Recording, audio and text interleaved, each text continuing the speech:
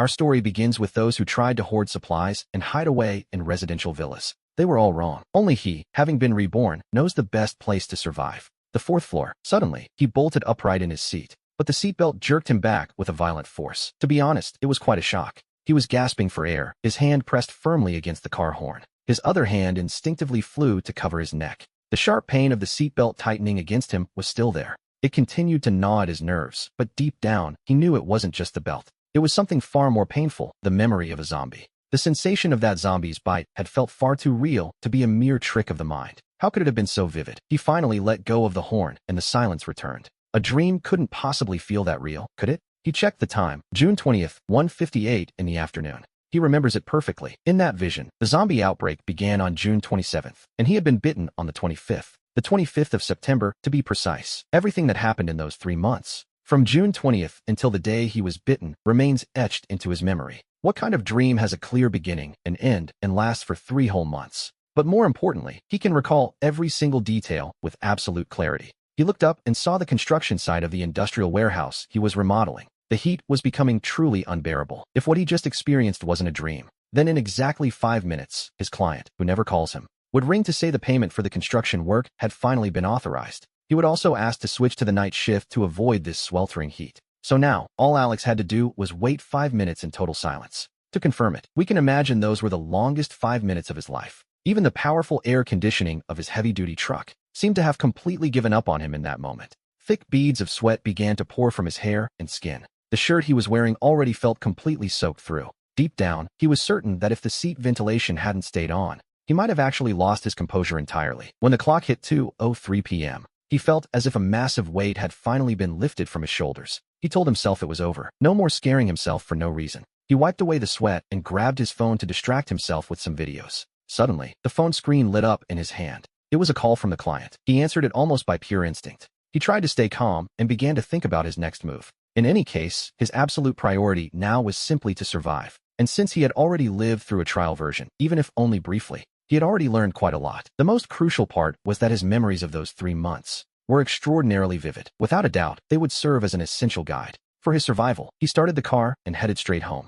Right now, his first step was to establish a secure base of operations. His wife happened to have the day off and was resting at home. When he arrived, he found her in the bedroom watching The Walking Dead. How appropriate, he thought. She wouldn't need to watch it much longer. In just 6 days, she would be living that experience in the flesh. Alex spent the next 40 minutes trying to prove 2 things to his wife. First, that he wasn't crazy, and second, that he had no intention of leaving or divorcing her. In the end, she remained convinced he was just a man playing a very strange joke. After all, who on earth makes up stories like these for fun? He argued that while screenwriters make a living inventing tales, he certainly wasn't the type to weave elaborate lies just to deceive her. He reminded her it was currently 3:30 p.m. and issued a specific prediction. At exactly 4 o'clock, her mother was going to call her. She would say the kitchen faucet at her house broke and that water was spraying everywhere. His wife told him to stop talking nonsense. Her mother was supposed to be at the shop all afternoon. But as it turned out, the power had gone out there, and she had returned home early. Suddenly, his wife's phone began to ring. It was her mother, exactly as predicted. Alex gestured for her to answer it, a calm look on his face. She hesitated for a moment, her hand trembling slightly, before finally taking the call.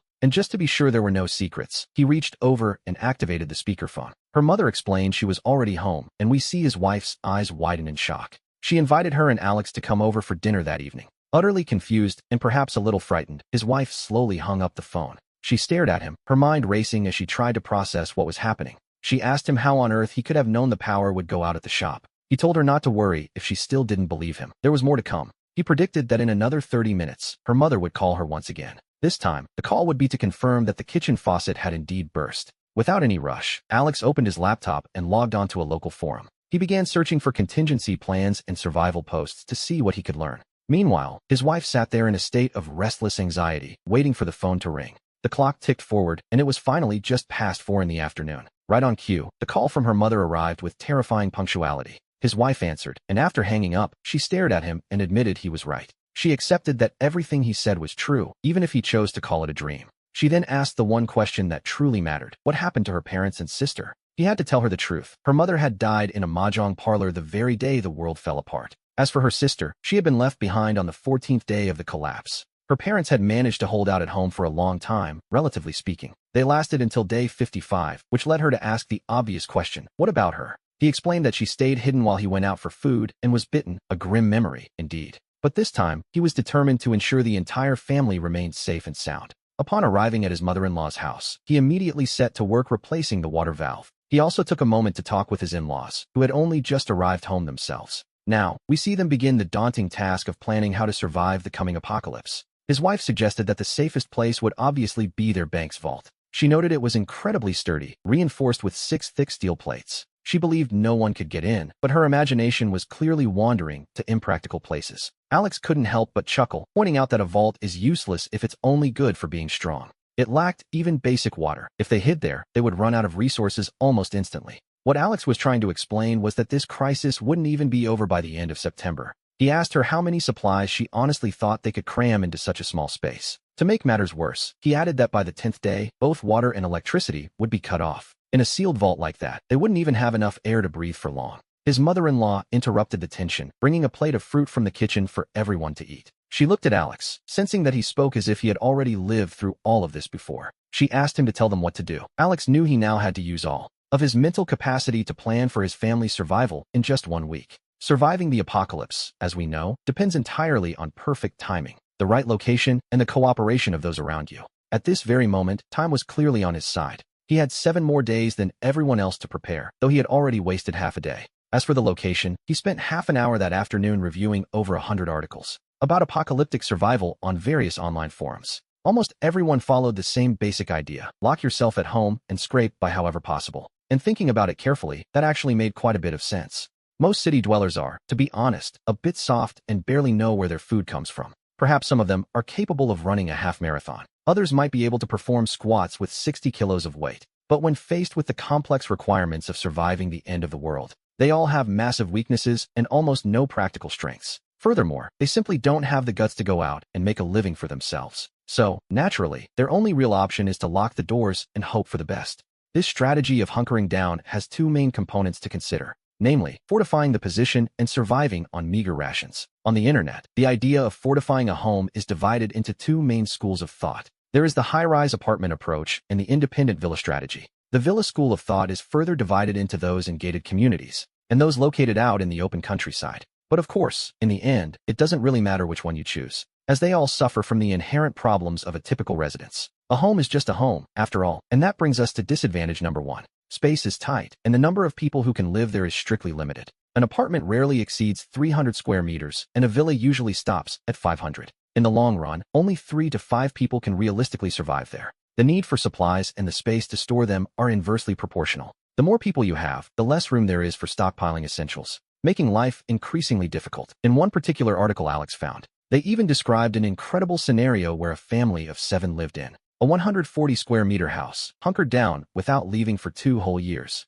Then there is the lack of self-sufficiency. Modern homes depend on a vast array of public utilities and can only function with constant external support. If the water or power goes out, the quality of life takes a sudden nosedive. It can even become unbearable or, worse yet, reveal your exact location. For example, in a high-rise, if the water is cut and you flush the toilet, that sound will betray your presence and suggest you still have plenty of supplies. Disadvantage number 3, defense is weak. Alex read articles suggesting one should replace standard windows with bulletproof glass or install high-resistance security doors. But honestly, has anyone actually seen how easily a window or door frame can be dismantled? He knew from experience that such things are far more fragile than they appear. Then there are those who believe a simple doorstop can fully seal a fire door. Let us consider that for a moment, a fire door, which, naturally, has its limits. Did people seriously believe these everyday fixtures were that indestructible? The 4th issue we find is that structural integrity is often quite poor. In a high-rise, you might manage, but villas come with the added complication of a yard.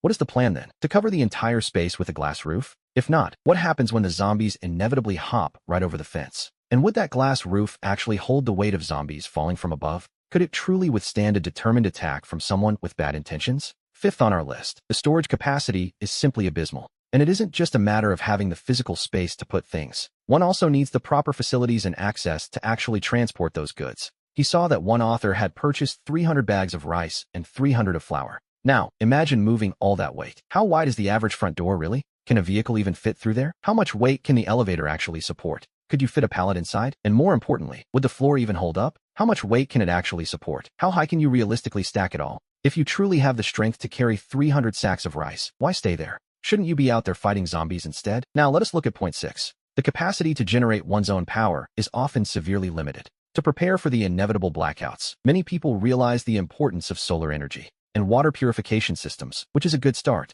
But many simply buy 10 square meters of solar panels and a single battery, storing 10 kilowatt hours, expecting that to run a water purifier, a refrigerator, a television, an electric blanket, a fan, and a handful of other gadgets. It is a bit optimistic, to say the least. Have they even bothered to calculate the total power they actually need? Point 7. Waste management is almost non-existent in these plans. Every article Alex read ignored the problem of packaging as if it didn't exist. But what about the actual trash and the sewage? How do you handle that? An average person produces 2 kilograms of waste. Every single day, a family of 5 would be buried in their own home within 6 months. His wife and her parents surrounded him with looks of despair. They wondered if he thought of this in 30 minutes. In truth, it had haunted his nightmares. For 3 long months, he already had a place in mind. He had already chosen the location, and he offered his wife a reassuring smile. But first, we see that they have to define exactly who will make up the team. Alex and his wife had decided not to have children, a choice that simplified things now. Her parents are still alive and healthy, which was a blessing in these circumstances.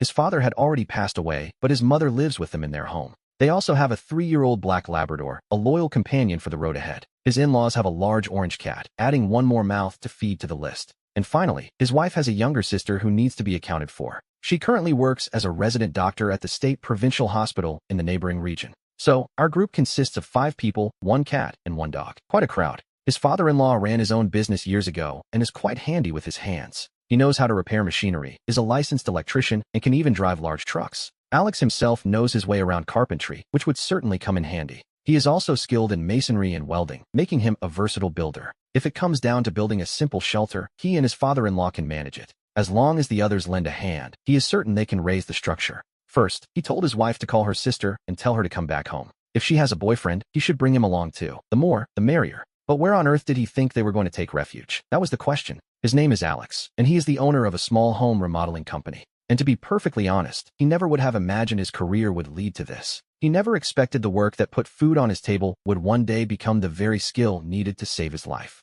And now, he has to use that expertise to protect his entire family in the middle of a zombie-infested apocalypse. It is June 20th, and the clock is ticking. The time is 6:40 p.m. Our story turns to their first lesson in apocalyptic survival. We see the team gathering for their very first planning meeting. They meet in his in-laws' living room, where the official attendance list for this strategy session is quite small. The group consists of his father-in-law, his mother-in-law, his wife, and Alex himself. 7 blueprints are spread across the floor, held down at the corners by shoes, glasses, and even the cat and dog, who are doing their part to keep the plans from moving. His wife diligently takes notes on her tablet as the meeting begins. On the television screen, various images are being projected for everyone to see. They show the interior and exterior of a building, while a 3D model of the construction is displayed on the laptop. Alex, using a pair of chopsticks as a makeshift pointer, begins his explanation. The objective is this building, or rather, this fortress, as he prefers to call it. It is located right on the southeast corner of a major intersection. Construction on the site originally began back in 2014. It features a reinforced concrete frame structure, cast entirely in a single, solid piece. The building stands 5 stories high, equipped with 2 freight elevators and 2 spiral staircases. Each floor offers a surface area of 830 square meters, and the roof boasts a walkable terrace of 640 square meters. Plenty of space, indeed. Its original purpose was to serve as a cold storage warehouse and office space. During its construction, the builders applied the lessons learned from the great 2008 earthquake, which is why the building's structure was intentionally reinforced far beyond the standard. The walls and floors are 20% thicker than those of a typical cold storage warehouse. This building boasts excellent seismic and impact resistance, which is quite a relief. It also offers superior thermal and acoustic insulation, making it a perfect fortress. As Alex points to the screen with his makeshift pointer to explain everything to the family, his father-in-law asks if the cold storage section of the building was ever actually finished. The old man is sharp, and he immediately catches the most critical point of the plan. If it were finished, they wouldn't have to worry about thermal or acoustic insulation at all.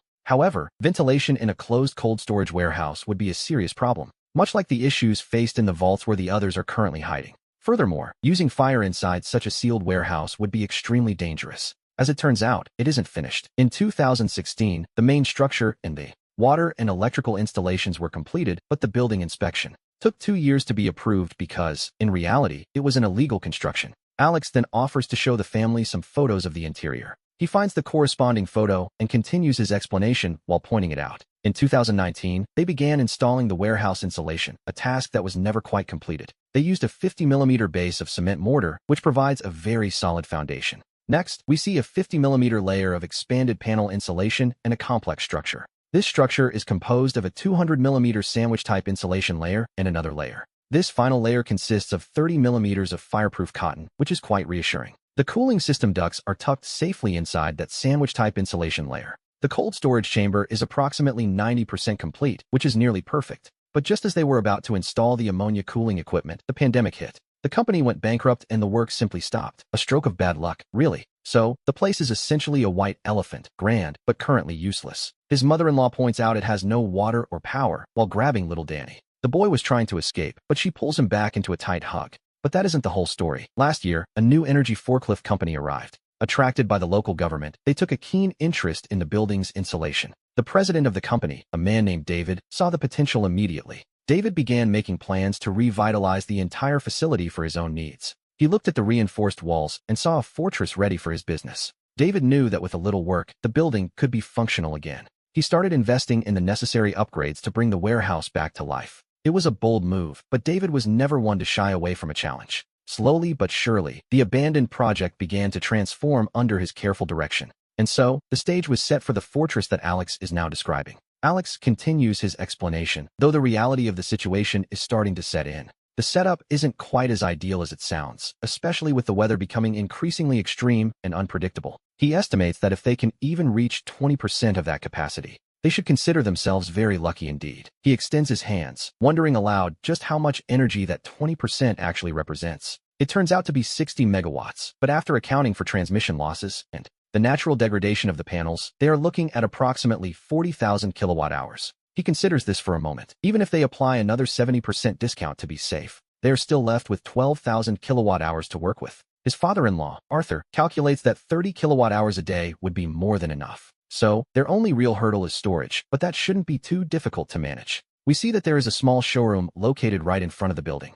The day after tomorrow, they are scheduled to receive 5 sets of high-capacity car batteries, along with 10 additional battery modules for the system. In total, they will be able to store 950 kilowatt hours. But if they have all that storage, he wonders what the actual power output would be. The car battery packs can provide 6 kilowatts of power. The smaller battery modules provide 1 kilowatt each. They can be used in groups, charging and discharging them in shifts to keep things running. Everyone nods in agreement, and for the first time, we can feel a collective sigh of relief. At this point, they finally had a reliable source of electricity. They also had a way to store it, which was a relief. The next step was figuring out how to use it throughout the entire building. If storage ran low, they could rely on the main lighting system, which was designed for 400 kilowatts. In theory, that should have been more than enough for their needs. However, Alex scratched his head, realizing it was practically impossible to use. The pre-installed electrical system, including the heavy-duty power lines, the standard lighting, and the low-voltage circuits. The reason was quite simple: the noise and the inevitable equipment wear. We see him change the display to an aerial view of the factory.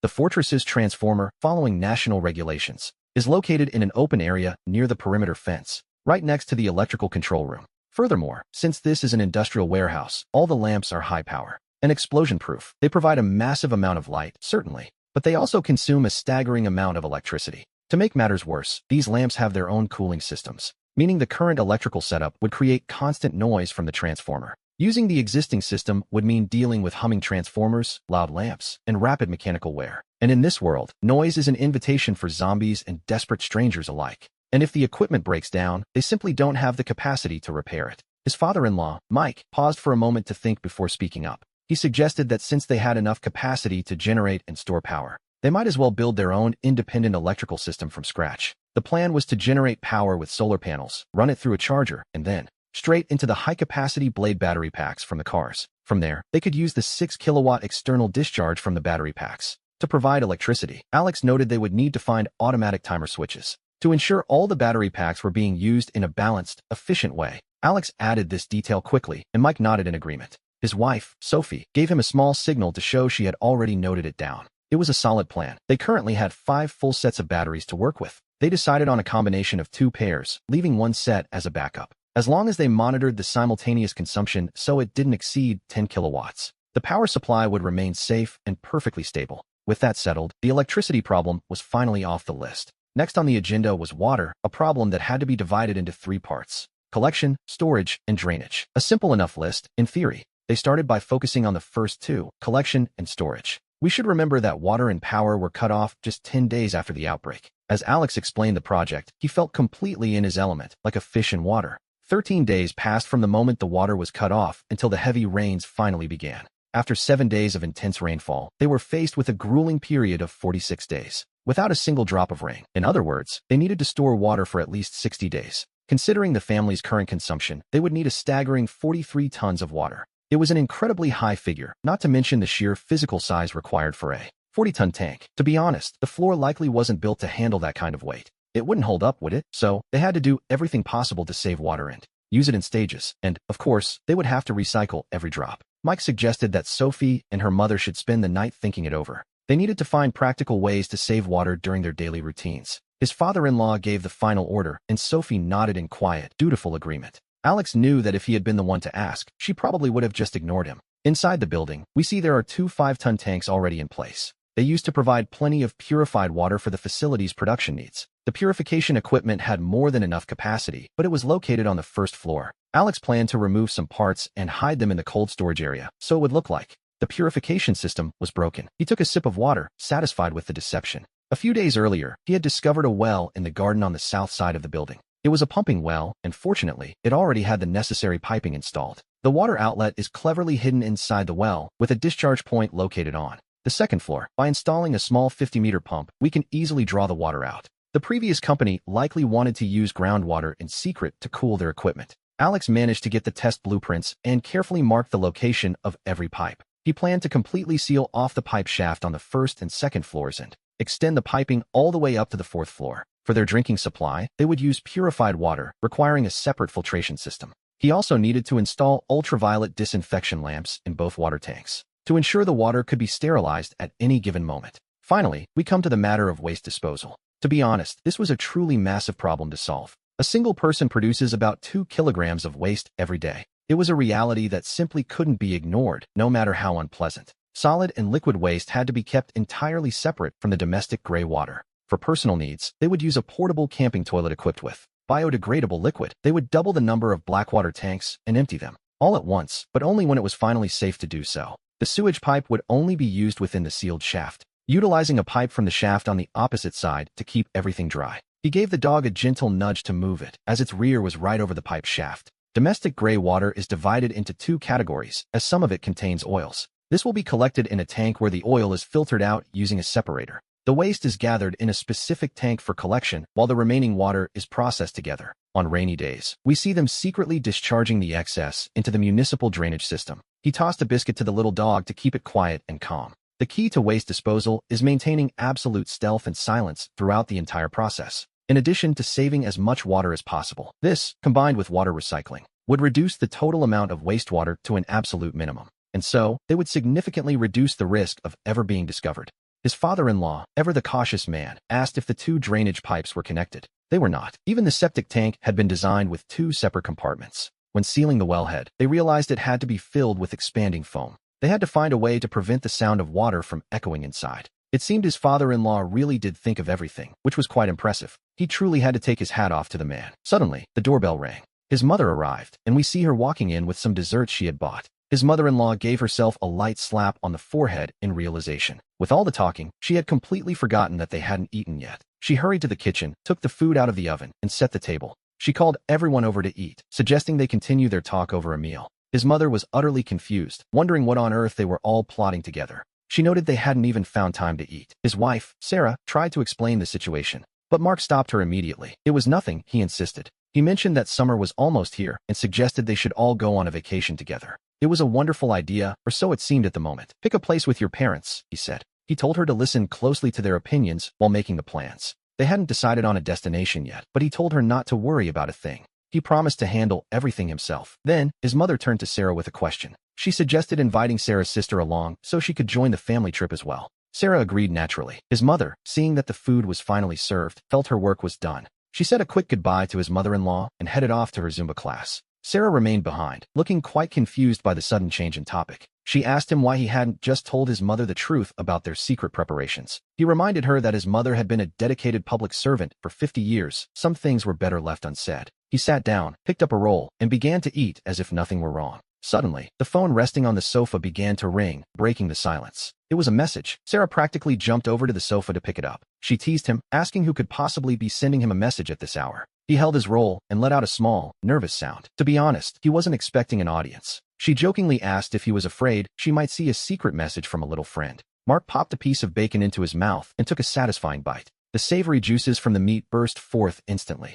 A thick, rich sauce flooded his mouth without warning. The warm juice carried with it a subtle, toasted aroma. The flavor of the Maillard reaction is truly addictive, and who could blame him for enjoying it? He savored that first bite, letting himself get lost in the scent. He let out a long sigh, feeling completely relaxed for the first time all day. Suddenly, a sharp, piercing scream erupted from his wife, Sarah. He whipped his head around as she shoved the phone directly into his face. The screen was so close it occupied his entire field of vision. It was from an unknown number, and the message was chilling. "I know what you're doing." It was as if time itself had ground to a halt. Only the notification light on the phone, blinking with the arrival of the message, seemed to prove that the world was still turning. Our protagonist is Mark, an accountant who, ironically, has never actually worked as one. He graduated with a degree in accounting, but now the figures he has to calculate are different. He is calculating how his family will survive the end of the world. If he gets the math right, there is still no guarantee they will live. But if he gets it wrong, they are almost certainly doomed. He slowly swallowed the food in his mouth, the flavor now forgotten. And so, the countdown begins. 5, 4, 3, 2. The phone screen lights up once again, cutting through the tension. An incoming call appears, and it is that same unknown number. Sarah tosses the phone onto the table and spins around, checking if someone is inside the house. The screen flashes again as the call persists, and Sarah grips Mark's leg with all her strength. He decides to answer the call, immediately switching it to speakerphone. A girl's voice comes through, sounding remarkably clear and cheerful. She asks how the scare went, laughing as she wonders if they were truly terrified. She laughs again, noting that while she wasn't scared, his sister was frightened to death. Mark is baffled, wondering how this is possible since he had sent his sister a message. He told her he changed his number, but the girl tells him to check his phone. She asks if he really didn't notice that his mobile data wasn't even turned on. He wasn't even connected to the Wi-Fi, which, naturally, leaves him completely bewildered. The girl announces she is leaving and warns him he'd better make things right with his sister. She promises to call tomorrow, and then the line goes dead with a series of beeps. Mark shows the phone to Sarah, who is still processing the sudden shift in tone. The call is over, but Sarah's hands are shaking from a mix of fear and growing anger. She declares the girl is crazy and insists that Mark must go pick her up tomorrow. She wants her to write a prescription and a list for a home first aid kit. She tells him to buy 20 of them and bring them back, and he simply agrees. As for why they should buy them there, it's because she is currently in another state. She explains that by doing this, they are far less likely to attract any unwanted attention. Mark adds, speaking through gritted teeth, that he has reached his limit with this situation. He is convinced that the bratty girl needs to be taught a serious lesson for her games. The family finishes their dinner quickly, the atmosphere heavy with the weight of their plans. We find them once again sprawled out on the living room floor, continuing their research together. His father-in-law, holding a glass in his hand, begins to speak slowly and deliberately. He points out that waste disposal in their situation is not nearly as simple as it seems. While solid waste is relatively easy to manage, it still requires a very specific process. With the correct dose of a decomposing agent, the remaining residue becomes quite minimal. Everything goes into the septic tank, which, naturally, must be kept very well hidden from view. They must prevent anyone with bad intentions from realizing that the system is actually being used. In fact, they shouldn't even consider cleaning it out for the next several years. According to the design specifications, the planned cleaning cycle for this particular tank is 12 months, though that is based on a much larger standard of 30 years. The tank is built to serve 200 people, and our group currently consists of only 6. This means they wouldn't have to worry about cleaning it for another 30 years, a small relief. His mother-in-law does a quick calculation, pointing toward the family cat and the dog. The dog isn't an issue, as a decomposing agent can be used for its waste as well. Mark gently pushes the dog away as it approaches him, noting that the cat is more complicated. While cat waste decomposes, not all types of litter are compatible with their system. The dog's situation is slightly more complex, as while its waste can be decomposed, not every type of litter is compatible. To be honest, the logistics are becoming quite a headache. And then there is the cat, a 10-kilogram beast with the undeniable aura of a general. He glances sideways with pure laziness at the group of 2-legged slaves who are currently staring at him intently while he goes about his private business. He makes a face of utter disdain, completing his ritual as if nothing else in the world mattered. After shaking out his paws, he leaps onto the sofa and settles in comfortably.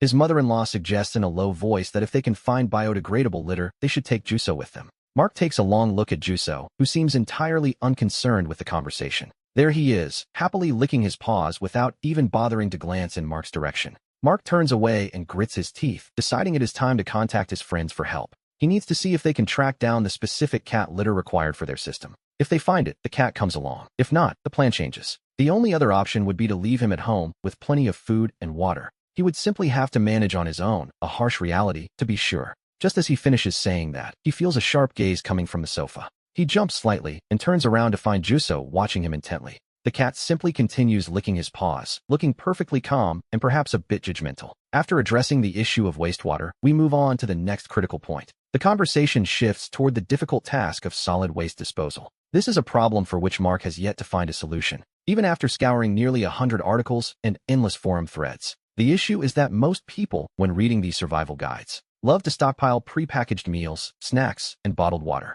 Based on a 10-to-1 packaging ratio for most food products, and an expansion ratio of 3-to-1 once opened, anyone hoarding over 150 cubic meters of supplies will find themselves surrounded by over 3 cubic meters of plastic bags in a year. And we know plastic bags won't simply stay still or remain tidy. They certainly won't stay organized, not to mention the food scraps that inevitably remain in the packaging. Juices will rot and everything will spoil. By then, perhaps even the zombies wouldn't want to step foot in that room. It is, quite frankly, impossible to avoid generating waste entirely. At the very least, when stockpiling provisions, the packaging is unavoidable. As the time in lockdown stretches on and the supplies are consumed, the pile of solid waste will only continue to grow. These are facts that simply cannot be ignored, nor can the trash just be thrown out whenever one feels like it. The first option would destroy the shelter's living environment, and the second would not only attract zombies, but likely other people as well. This is a problem with bad intentions lurking behind it. The solution has two parts, and it must be addressed from both the source and the treatment of the waste.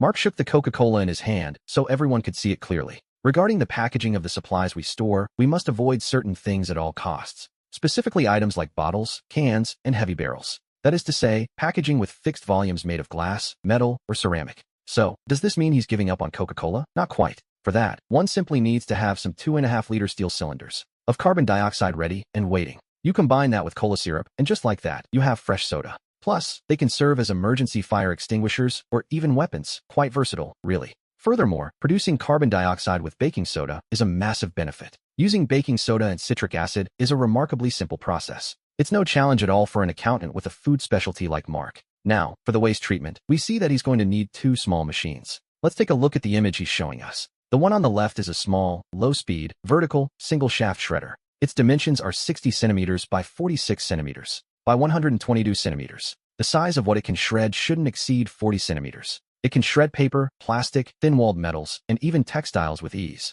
The maximum size of the shredded material is a mere 3 millimeters. Mark held up a soybean to give us a sense of the scale. The machine on the right is a twin-screw plate compactor with 28 tons of pressure. Using a mold, he can take the plastic from the shredder and compress it into blocks, measuring 15 by 20 centimeters, which can be stacked quite neatly. The motor power for both of these machines is 4.8 kilowatts. He pulled the blueprints closer and pointed to a corner on the 4th floor. This is where the owner planned to install the bag filter and the electrostatic precipitator. It's a small room with a few office chairs, making it an ideal spare parts warehouse. That's where they'll store the compressed blocks and install 5 or 6 15-watt ultraviolet ozone lamps to keep the entire room properly sanitized. The shredder's power remains at 4.8 kilowatts, a consistent choice, really. The Lyasa brand is considered one of the top-tier options in this field. After doing the math, he realized that for the 6 of them, they generate about 0.2 cubic meters of solid waste per month. But what about maintaining all this equipment? We might wonder. It's a completely mechanical structure, almost entirely devoid of fragile electronic boards.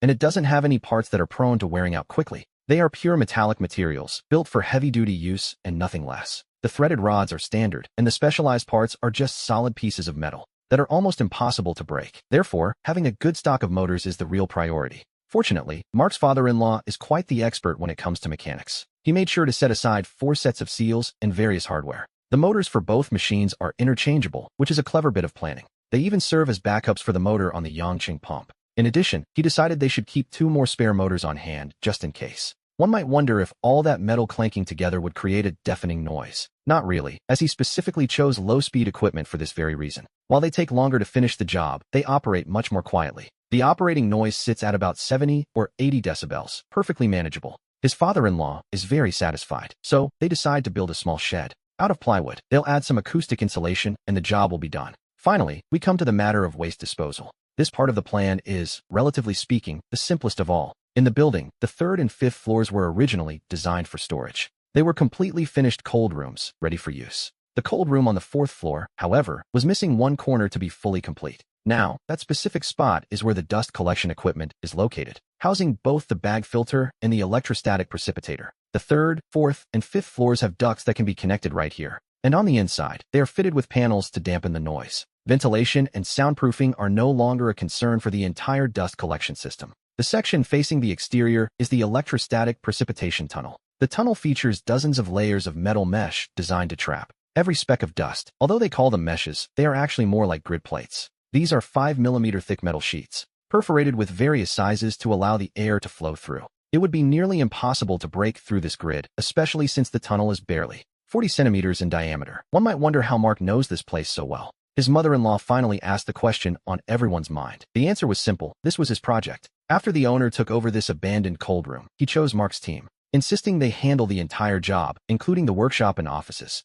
He was responsible for the decoration and the final finishes of the production area. But a problem remained. How would he explain their presence to the owner once they moved in? There are 13 people in total, for locals, and 9 from out of town. Tonight, they are all scheduled to have dinner together. And as fate would have it, one of them is going to test positive for COVID. By tomorrow, everyone will be quarantined at home until the zombie apocalypse officially begins. They will be watched through the security cameras, though the indoor cameras are another story. The cameras outside the building are already installed, but they haven't been handed over to the owner yet. So that shouldn't be much of a problem. The industrial park cameras, however, have already been turned over to the owner, but they won't be able to see what we're doing inside the building. And then there was the most important detail, which brought a slight smile to Mark's face. The owner had already deposited 70% of the funds. He had already received 70% of the project payment, exactly as they had agreed. And the deadline to pay the suppliers hadn't even arrived yet. At this very moment, he was sitting on $3.8 million in cash, and he could still order another entire batch of supplies on credit. Well, it's safe to say they could now do whatever they wanted with this building. So what was the plan for the space? The building has 5 floors in total. The first floor houses the loading dock and the water purification equipment room. The first floor is the loading dock and the water purification room, currently filled with construction debris. They were going to leave it exactly as it was, messy and uninviting. This would confuse the owner and maintain the charade that the project had been abandoned. The second floor consists of the office area and the main showroom. Right now, all the raw materials are piled up there, and they have no intention of moving them. Again, this was all to maintain the appearance of a deserted construction site. As for the stairs leading from the second floor up to the third, they had already blocked them with a heavy stainless steel door that was, quite literally, immovable. The first step involves the wall. We see that the wall can actually be moved using the wooden planks. They only need to weld some reinforcing rods and join it to the steel structure of the staircase to make it a single, solid piece. This way, the zombies won't be able to climb up. Meanwhile, the cold rooms on the third and fifth floors are already finished, though they have no intention of using them. On one hand, this is a clever trick to confuse any potential intruders. Since the third and fifth floors have no windows, Mark recalled how he got confused the first time he entered, losing track of which floor he was on. By modifying the space, he managed to break down the supplies once more. He organized the oil packs and the silver again to keep the vessels in constant motion. It was as if the usual spatial rules didn't apply within those 30 meters, leaving everything feeling slightly displaced. Is there another structure on the fourth floor? Mark realized his father-in-law was a genius. With just a few words, the old man had hit the nail right on the head. The original owner had planned to build a laboratory on the third floor, one of those specialized facilities that require total acoustic isolation. To achieve this, he used a prefabricated soundproof room. A prefabricated soundproof room is exactly what it sounds like, a fortress of silence. It is a modular construction with a significant level of acoustic insulation in the walls, the floor, and the ceiling. Everything is manufactured at the plant and then assembled right here. It even comes with everything integrated: doors, windows, water installations, electricity, and so on. He wondered if there were divisions within those 200 square meters. And more importantly, would they need a crane to install the roof? As it turns out, no crane is needed. The panel joints are structural pieces themselves. Once the floor and walls are mounted, the roof can be lifted directly through the doors. Mark then showed the installation video to his father-in-law. We see that the structure already has several divisions built in. There is a transition room and 2 smaller dressing rooms, which altogether add up to 20 square meters. In addition, there are 3 other rooms of 20 square meters each, distributed along the sides, leaving a 120-meter hall in the center. He asked himself if they would need to build another room for little Bella, but there was no need for that. They only had to remove a partition. The structure has several divisions, including a transition room and 2 small dressing rooms. With the walls they removed, they could easily set up a bathroom in the main hall. As for the kitchen, he figured they wouldn't be cooking very elaborate dishes later on. At least not the kind that require high-heat stir-frying. Those methods generate far too much smoke and noise. The air fryer and the steam oven would become their primary tools for cooking in the new space. Mark realized this would save him a significant amount of work. His mother-in-law smiled faintly, noting that the problem of washing dishes remained unsolved. In this day and age, we all rely on dishwashers, after all. And his wife reminded him that he was strictly against using disposables. She always knew exactly how to joke about the heart of the problem. Because, let's be honest, who actually wants to wash dishes? The dishwasher had to work. He jokingly claimed he couldn't even remember how to wash them by hand anymore. Besides, a dishwasher uses far less water than manual scrubbing, a vital point for them. It was essential, and they were certain they could find a spot for it. The dishwasher was non-negotiable. He immediately pointed out that they already had water and power. They only needed a small pressure pump to guarantee the water pressure required for the machine to run. And just like that, it was settled, even if he didn't know much about electricity. He wanted to see how to connect the 220-volt output from the battery bank to the living area. We see that they have 5 battery banks at their disposal. The plan was to use them in 2 distinct groups of 2. Each week, the spare bank would be rotated into the system to keep things fresh. With this constant rotation, he began to wonder exactly which components they would need. His father-in-law picked up a pen and immediately began running the numbers. He envisioned a 60-amp distribution cabinet with a 3-level switch group. At the output, we wait for quite a while, but the old man remains lost in his calculations. It was already past 10, so Mark and his wife decided to head home for the night. After all, the goal for today was simply to reach an agreement, and along the way, they had managed to plan so much more. It was far more than he had ever expected. The next day, his wife had to pick up her sister while Mark needed to buy supplies at the factory, so it was best to get some rest early. His in-laws live on the 6th floor of the building. Suddenly, it occurred to him to suggest that they take the stairs instead. In the future, he reasoned, there wouldn't be any elevators left to use anyway.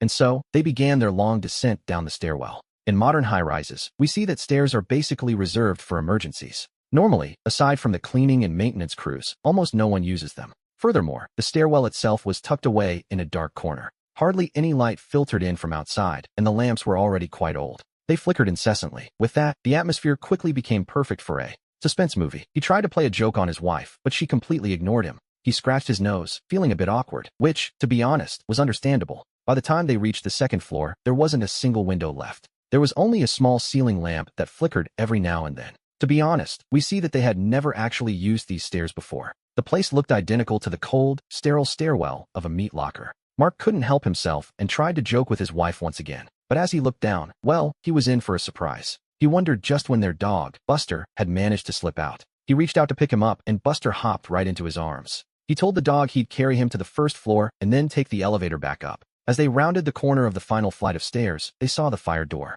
It was supposed to be a safety barrier, but something was very wrong. Suddenly, a blood-curdling scream echoed through the narrow space. It was a sharp, harrowing sound, as if someone were stretching their vocal cords to the absolute limit, trying to squeeze out every last drop of sound. The monsters had arrived. They were here much earlier than he expected. With a deafening boom, the emergency door was violently forced open. They began to pour in one by one, completely covered in blood. Raw, mangled faces twisted behind the metal gate, screaming in hunger. Countless hands reached through the bars, desperately trying to grab them. Suddenly, he was hit by a foul gust of wind smelling of rot and decay. It was enough to make anyone gag, but luckily, he had already stepped back. And that was how he narrowly avoided being grabbed by the zombies. He scrambled up the stairs, putting a few steps of distance between them. Seeing that the metal gate was firmly holding the monsters back, he breathed a small sigh of relief. He hurried back up the steps, reaching out to pull his wife to safety. They had to move fast. They needed to get back and warn their parents immediately. But he didn't quite manage to catch her hand in time. Instead, she simply raised her finger and pointed right behind him. He turned around, and what he saw in that moment made his blood run cold. A few zombie rats, almost entirely hairless, were struggling to climb over the other monsters. To get past the gate, the one in the lead was already tumbling toward the floor. He felt a wave of dread. He hadn't seen anything like this in the trial version. He desperately tried to think of a way to defend against something as small as a rat. To be honest, their physical state didn't seem to exceed the agility of a normal rat. The problem, however, was that they were using the larger zombies as a bridge to climb. Right over the barriers, one of the zombie rats had already hit the ground. It was now scurrying at full speed toward the stairs where they stood. Despair finally took hold of him. Feeling completely helpless, he simply closed his eyes. Suddenly, the soft sound of a cat's meow echoed through the stairwell. In an instant, the guttural growls of the zombies seemed to vanish into thin air. He snapped his eyes open, only to find that everything was suddenly bathed in light. We find him sitting on the sofa, with his cat, Jasper, curled up in his lap. He wasn't sure how long he'd been there. His father-in-law sat nearby, sketching quietly at the table, while his wife watched him with a look of concern. He asked her what time it was. It was just after 8:30. He was surprised it was still so early. She explained that he had asked her father to calculate the materials they needed, and then he'd simply drifted off. He had only been asleep for 5 minutes before waking up again. He looked down at Jasper. Seeing that his human was finally awake, the cat lifted his head, stretched his small body, and hopped down from his lap. The cat sauntered away, and for some reason, he thought he saw a hint of arrogance in that walk, which, naturally, is just how cats are. Meanwhile, his father-in-law had finished the list of materials. He quickly took a photo of it and sent it to the electronics store he usually worked with. He left them a message, asking them to prepare double the usual amount of supplies. He told them he would be there first thing in the morning to pick everything up. After that, he turned to speak with his father-in-law about their defenses. He had been thinking about the barrier between the second and third floors. Deep down, he was certain that a simple metal gate wouldn't be enough to keep them safe. He worried about smaller creatures, like rats or even cockroaches, getting through. If they turned into monsters, he feared they would have no way of stopping them. He asked for the older man's opinion, but it was his wife who provided the solution. She suggested they use the reinforced armored glass from their bank. A brilliant idea, really. Her idea was to use it like a wall, sealing off the entire stairwell corridor. But as we see, it wasn't exactly realistic. The production cycle for hardening normal glass takes about 5 days, and that's just for standard 10mm tempered glass. He found himself giving his wife a brief, albeit necessary, lesson on glass manufacturing. If they wanted the 30mm multi-layered laminated glass used in bank windows, the production cycle would jump to 15 or even 20 days, and that was without even considering that they lacked the necessary permits, leaving it quite uncertain if they could even buy it in the first place. Furthermore, installing tempered glass requires a specialized frame. The size of the glass and the density of the frame are inversely proportional. The smaller the glass panes, the denser and heavier the frame must be. This meant more connection points between the frame, the floor, the walls, and the ceiling. The total weight is immense, and if not installed perfectly, the entire glass partition could actually collapse under its own weight. This is why he felt those survival articles claiming you can order custom glass just days before an outbreak are completely wrong. It is, quite simply, impossible. The tempering furnace wouldn't even have enough time to heat up and cool down. Besides, if someone with bad intentions showed up, they could just dismantle the frame. The method is simple. A large sledgehammer or a small mallet would do the trick. He wasn't trying to fool anyone. If they truly wanted to block the path, to block the stairs, we could do this. If the frame is 10mm, the floor must match. With a frame of that size, he explained, they would need to pour a solid concrete containment block. Fortunately, the previous owner had already requested a complete overhaul of the cement work, including the mortar base and the self-leveling compound for the second floor. This meant the sand, gravel, and cement were already sitting right there on the second floor. It would be a complete waste not to put those materials to good use, wouldn't it? He calculated that since the first zombie in the complex appeared on the 28th, which was noon on the second day after the outbreak, their timeline was tight but manageable. We see they have plenty of time during the night of the 27th, the day it all begins, to fill the stairwell gap with concrete, along with the service shafts and electrical ducts. He also planned to use a staggered sealing method to ensure maximum security. In other words, the water and power lines they actually used would be sealed on floors 1, 2, and 3.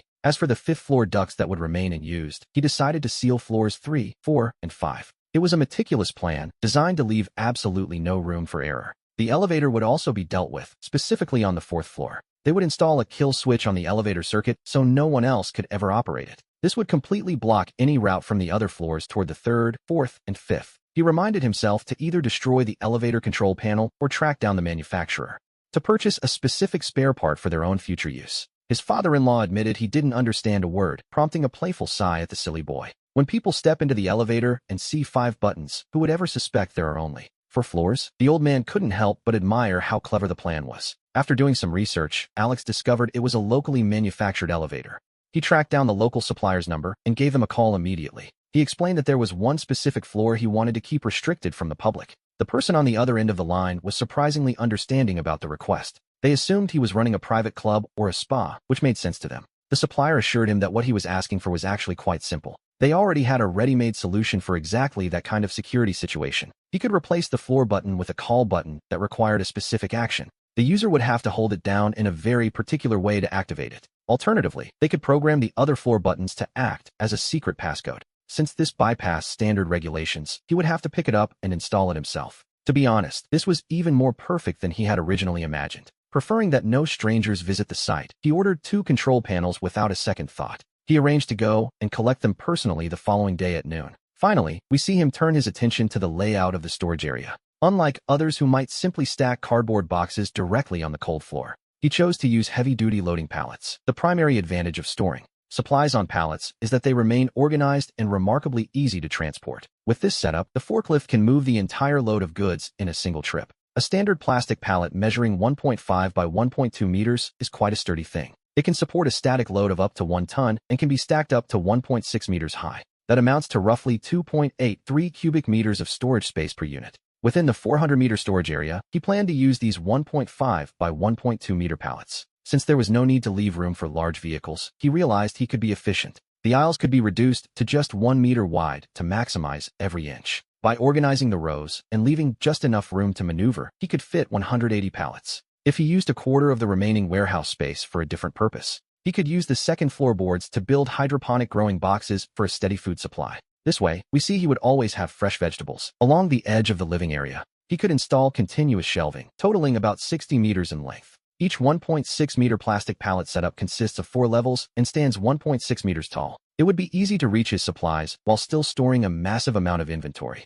The only question remaining was whether the shelves and pallets were actually in stock. Fortunately, they were. The factory was located just 2 kilometers from the cold storage warehouse. He had purchased from them before, and after a quick visit that afternoon, he saw they had plenty. Without a moment's hesitation, he placed the order immediately. He bought nearly their entire inventory that afternoon and even managed to secure a discount. Furthermore, he paid a 50% deposit, leaving the rest to be settled in 30 days. Now, we might wonder how one could possibly grow crops without sunlight inside a warehouse. The answer, of course, lay in using full-spectrum LED grow lights. For an area of 100 square meters, he calculated he would need about 8 kilowatts. They might not grow quite as well as they would under perfectly tuned lighting, he admitted, but at the very least, there would be a harvest of some kind. As he sat there, he began to turn over everything that still needed to be done. He realized that, for the most part, all that remained was the actual execution of the plan. The layout for their new home was finished. The planning stage was finally over. After discussing it with his wife, Sarah, they both prepared to head back home. Before they left, she was still giving her mother a few last-minute instructions. She asked her to start packing up the clothes and other essentials.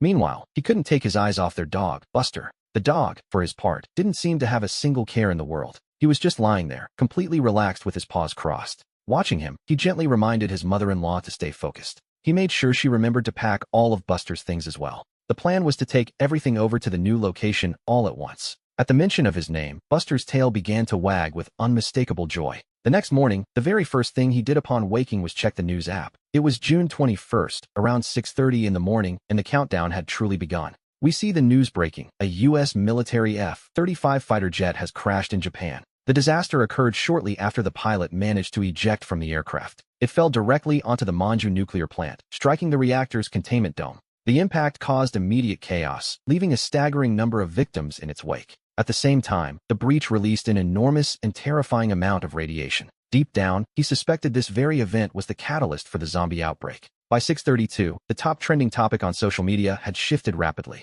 The world was now watching as a U.S. military plane crashed into a Japanese nuclear plant. He sighed and turned off the screen, knowing that whatever must happen will happen. In the end, he realized, a person truly has to look out for themselves. Our protagonist, Jack, had spent his university years studying food science. Through a twist of fate, he ended up in the decoration industry instead of becoming a great scientist. However, he planned to use his food knowledge and contacts to secure his family's survival. With the plan in motion, he went to wake up his wife, Sarah. She and her sister had already discussed the situation over the phone the previous day. The suggestion that they all head out together for a trip was accepted immediately. They had even used the late-night hours to prepare a comprehensive grocery list. The necessary funds had already been transferred directly to Sarah's phone. His mother joined them as well, and the three of them shared a quick breakfast. After that, they divided the tasks among themselves, with Jack taking the lead, of course. Jack decided he would take charge of securing all the necessary supplies right here in the city. His wife, Sarah, would take the car to go pick up her sister. But first, of course, she had to stop and buy medicine using the electronic prescription. His mother, as she always did, went off to enjoy a walk on her own. To be honest, Jack had very specific reasons for not involving his mother in the preparations. First of all, the lady was already over 70 years old. Furthermore, she didn't really have much to do. And secondly, there was her social life. His mother was used to being out and about everywhere and had a vast circle of friends. If she suddenly saw the whole family looking so busy, she would undoubtedly suspect something. Her friends would surely notice the change, and information like that leaks out quite easily. Thirdly, there was the matter of her husband, who had served the town for 50 years. His loyalty to the people was as clear and evident as the morning sun. The moment he learned of the situation, he would almost certainly report it to the authorities. Regardless of whether his report worked, it would definitely interfere with their private preparations. Jack then turned his attention to his father's colleague and his impressive vehicle. That man's car was significantly larger than their own modest Viva D10 model. It was comfortable to drive, and, more importantly, it could hold a massive amount of gear. He eyed the colleague's hybrid car, noting that a full tank could cover over 300 kilometers. He reminded Sarah that since she was heading to her sister's, she should stop by her father's station. The fuel there was cheaper, so she was to fill the tank and buy 4 40-liter canisters of gasoline.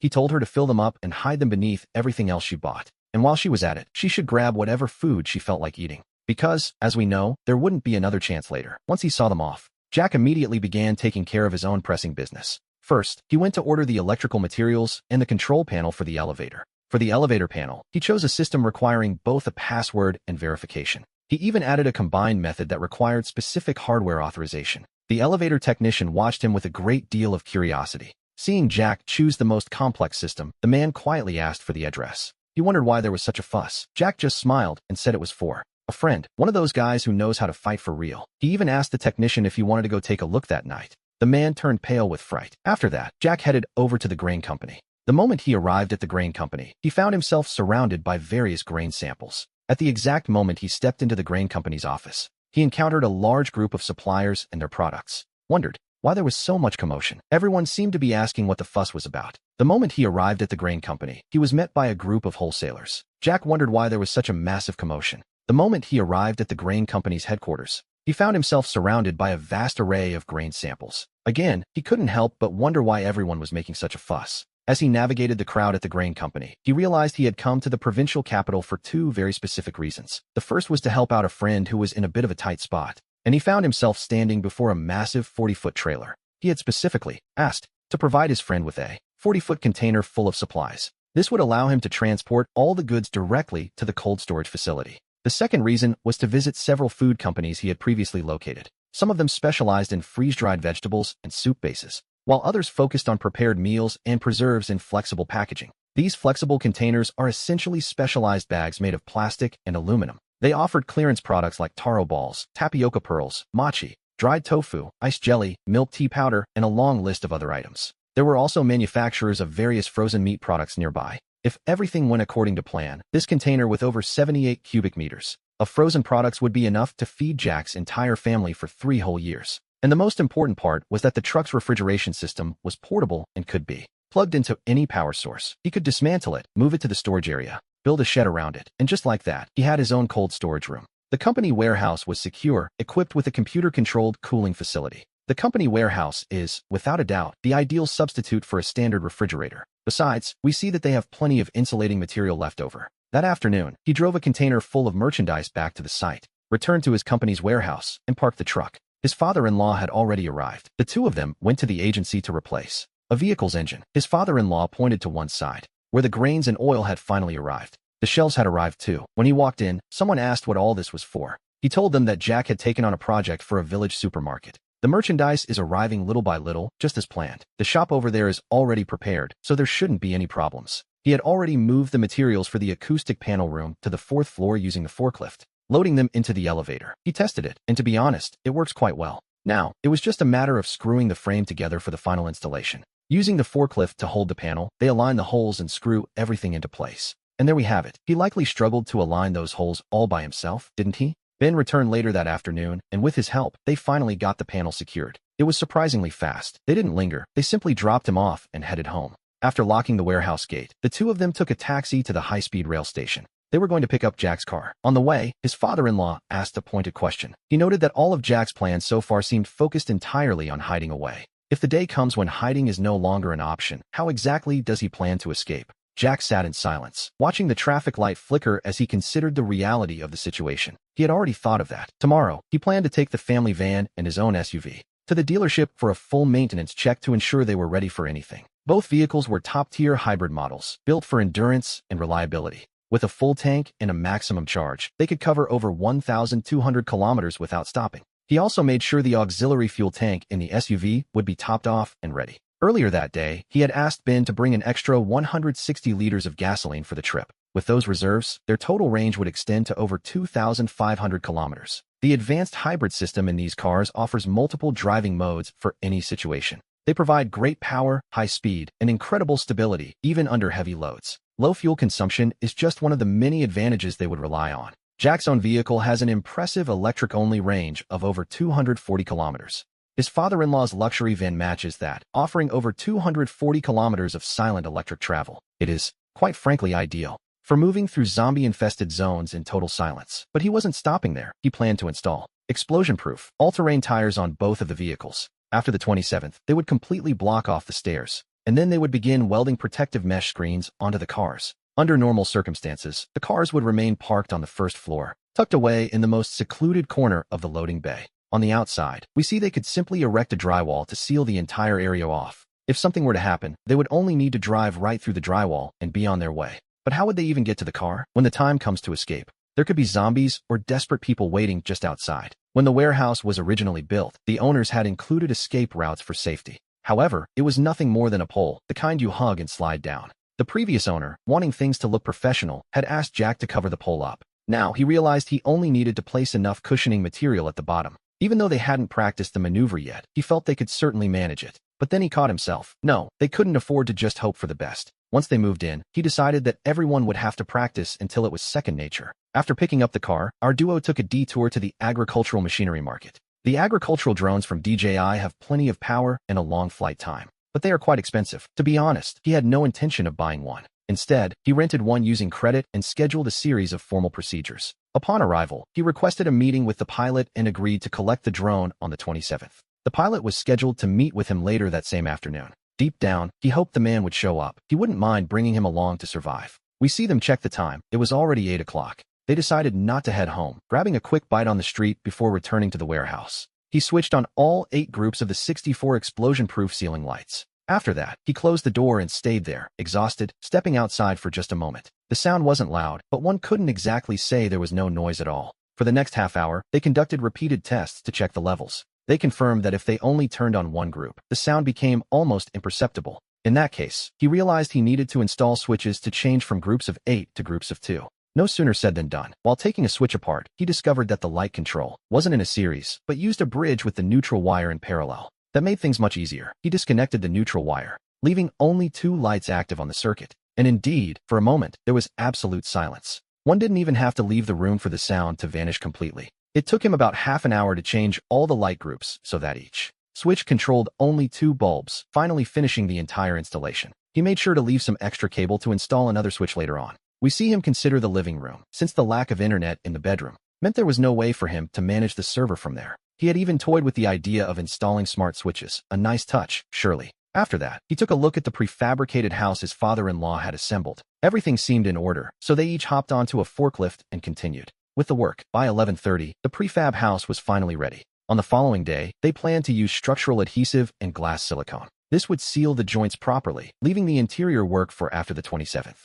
He and his father-in-law went up to the 3rd floor to inspect the stairwell ceiling. It was a triangular space, measuring about 1.5 meters wide, 2.4 meters high, and 4.2 meters deep. In total, that came to exactly 7.56 cubic meters. If they were to fill the entire thing with concrete, it would weigh 17 tons. The staircase, however, could only support about 3.3 tons. So, naturally, sealing it completely with concrete was out of the question. He and his father-in-law stood there for quite a while, lost in thought. In the end, the only logical conclusion was to demolish the staircase entirely. He thought it over and told his father-in-law that demolishing the staircase, whether by cutting it or using sledgehammers, was simply too much trouble. It would create a massive amount of noise and a terrible scandal. They had to think of something else, because if they weren't going to cut through reinforced concrete, the only option left was to blow it up. But getting mining dynamite is quite difficult these days, isn't it? The authorities control it strictly, but ammonium nitrate isn't actually that hard to make. He suggested they could simply prepare it themselves. Ammonium nitrate is a dangerous substance, after all, explosive and heavily restricted by the state. His father-in-law asked if he wasn't a humanities major, noting that, as far as he remembered, chemistry wasn't exactly his son-in-law's forte. They decided that on the night of the 27th, they would seal the fire door with cement and set the detonators on the stairs. Then, in the early hours of the 28th, they would blow it sky high. He and his father-in-law returned to the city and, first things first, went to enjoy a long, hot soak at the local steam baths. After all, in a few days, there likely wouldn't be another chance. A good soak, some time in the steam, and a thorough scrub later. They felt fresh as daisies and sat down to enjoy some grilled skewers. And that was that. Everything was finally in place. The The preparations were complete. It was a moment of quiet satisfaction. Everything seemed to be going according to plan. The pieces were all on the board, and so they waited for the right moment. It was a simple enough conclusion to a long day. Just like that, the stage was set. There was nothing left to do but proceed. The plan was simple, yet effective, and with that, they could finally breathe a sigh of relief. But of course, our story doesn't end there. Dealing with pests in the cold storage was better than nothing, but it wasn't enough. He realized it was urgent to launch a comprehensive plan against flies and mosquitoes. He called an old college friend to ask for some expert advice on the matter.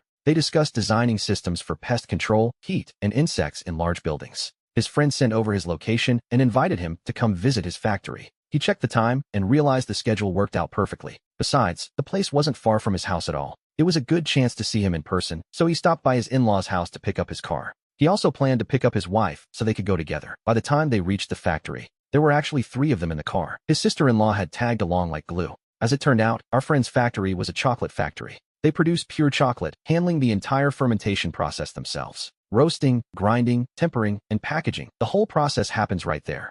His friend gave them a detailed tour of the facility, though he was clearly a bit puzzled. He couldn't quite understand why Alex was so intensely interested in the heat-proofing measures of his workshop and warehouse. Regarding the control of insects, mosquitoes, and flies, he explained in great detail how to set up the appropriate barriers. They covered every key point, including multiple non-lethal optical devices and various active and passive capture systems. They even discussed the layout of chemical barriers and other defenses. Alex spent the next 2 hours taking a massive amount of photos. He also asked his friend to help him create a rough design for a similar space. After getting the contact info for the suppliers and loading up 2 huge boxes of complimentary chocolates, they said their goodbyes and left the factory. On the way back, his wife took the list of suppliers his friend had provided. She began calling them one by one to order all the necessary equipment. However, things like the rat-proof plates, mosquito screens, and pesticide channels couldn't be ordered ready-made. It seemed they would have to build those themselves. We see them stop by the dealership to give the tank a complete service. The mechanics thoroughly inspected the battery and the engine.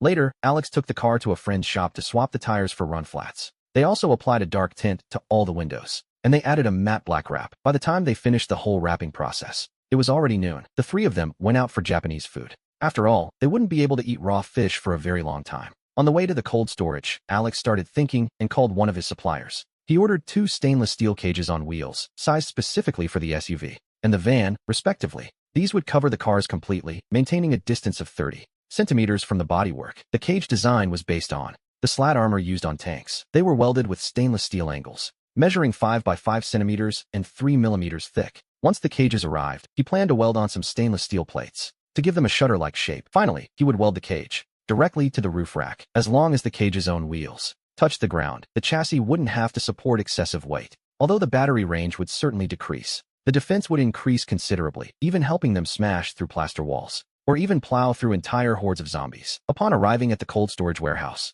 Alex stored the chocolates, the cooling supplies, and the pest control items in their designated spots. He spent some time discussing a security matter with his father-in-law regarding the safety of the landing. Once the stairs were finally blown up, even without stairs, they wondered what might happen if something were capable of jumping that high. After weighing their options, they decided that once the stairs were destroyed, they would use the forklift to block the landing with a heavy concrete slab. The stair landing, now reinforced with precast concrete, would essentially become a stone fortress. They had begun to think of every possible entry point with meticulous, perhaps even obsessive, detail. Every strategic angle was being considered to ensure the perimeter remained absolutely impenetrable against the coming chaos. To finish the job, Alex brought back some extra tinting film. After all, according to the law, the windshield and front windows aren't supposed to have privacy tint, so he handed the film over to his wife and her sister. He figured they could handle it. The main task for tonight was to begin drilling into the stairs on both sides. Meanwhile, Alex was alone on the 5th floor preparing the explosive charges to take the stairs down. When he finished, he put the charges away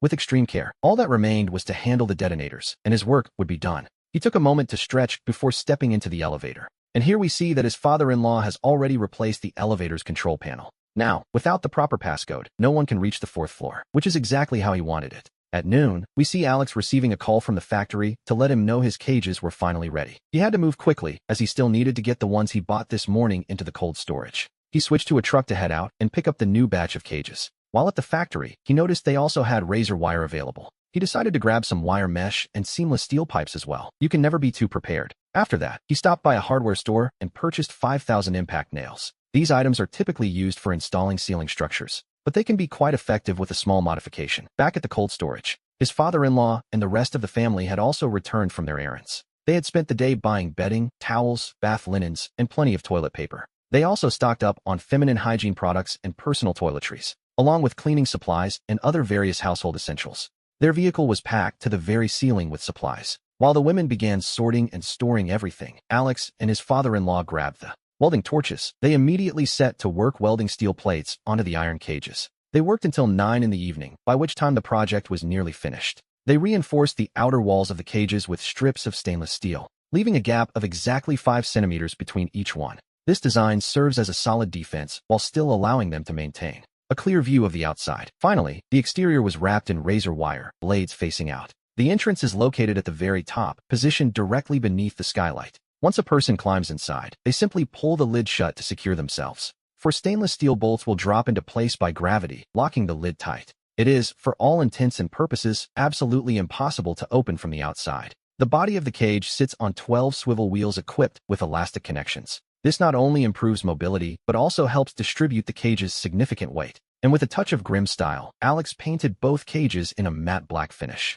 Now, all that remains is to wait until the 27th to finally assemble them. After that, we see the family returning to the father-in-law's house for dinner. His sister-in-law handed him a detailed list, noting that their current supplies were lacking. She pointed out that their reserves of medicine and medical instruments were simply not enough. The way they were currently storing everything was also becoming a bit of a concern. It was a problem that needed solving, as his sister-in-law carefully explained to him. When he had asked her sister to pick her up, they only bought basic, common medications. But they were missing anti-inflammatories, stomach medicines, iodine, and other vital supplies. The list continued with medical-grade disinfectant, saline solution, gauze, and surgical tape. She also included absorbent cotton, swabs, medical dressings, and various other essentials. They didn't have nearly enough, and the realization made Alex break into a cold sweat. Her list even included 2 refrigerators, a pressure cooker, and a specialized water distiller. He understood using the cooker for sterilization and obtaining clean water. To be honest, she was right. Alex understood the distilled water, but he couldn't help asking why they needed 2 more refrigerators. After all, they had already brought an entire cold storage room with them. His sister-in-law explained that every medication requires a specific, stable storage temperature. Furthermore, it was vital to avoid the temperature fluctuations that occurred during the disinfection process. Storage temperature affects the body most, so they couldn't just keep opening the fridge. 2 units were better. She explained this with remarkable patience, and that, as it turned out, was not all. They also needed to store several common vaccines and essential injections for the future. She specifically mentioned the rabies vaccine and tetanus shots as prime examples. Alex finally gave in. If they were doing this, he decided they might as well go all out. He told her to get a large chest freezer instead of a standard one. They didn't need another vertical refrigerator since they already had 2 at the house. By repurposing one of those, they could manage. He then added 10 kilograms of absorbent cotton to the list. Next came a kilogram of gauze and 20 sets of disposable gas masks. These were items they intended to keep with them at all times, just in case. He also ordered 12 motorized breathing apparatuses equipped with fans and filters. These would be kept in the car, alongside 4 level 3 protection suits. He even requested 5 kilograms of penicillin, telling her to just buy a whole container. And vitamins, a full kilogram of each, from A to E, ensuring nothing was missing. It was in this moment that medicine started to look like a very wise investment. He was surprised to learn that a kilogram of vitamins only cost about $40. Quite a bargain, really.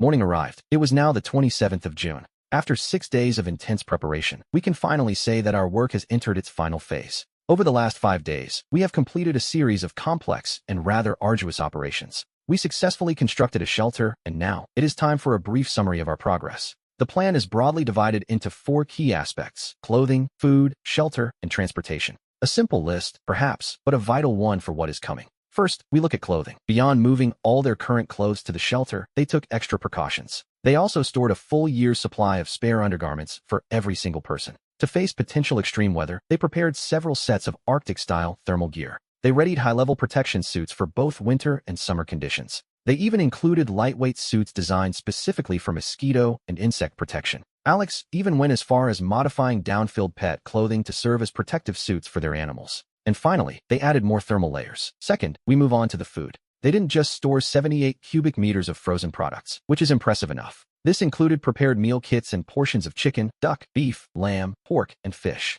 They also stockpiled 110 cubic meters of room temperature provisions. This massive haul included 50 sacks of rice to ensure they wouldn't go hungry. There were 30 sacks of mixed grains and 15 sacks of flour ready for use. They added 10 barrels of soybean oil, 50 kilograms of cured meat, and a mountain of other snacks. Food is the very essence of life, after all. Now, let us examine the features of the shelter itself. We see 15 kilograms of various seasonings alongside all sorts of dried noodles and similar staples. They also established a hydroponic cultivation area covering 150 square meters, which sits right next to a newly built chicken coop. Of course, they didn't forget to stock plenty of food for the pets as well. They even stockpiled up to 750 kilograms of biodegradable cat litter. But before we dive deeper into the shelter, we must discuss the transportation. They modified the Bioatatang and the Tenside 9 models, effectively transforming them into heavy-duty armored vehicles. And this modification brought about a rather unexpected benefit. They managed to create extra storage space between the bodywork and the roll cage. In this hidden space, they can store an additional 120 liters of gasoline.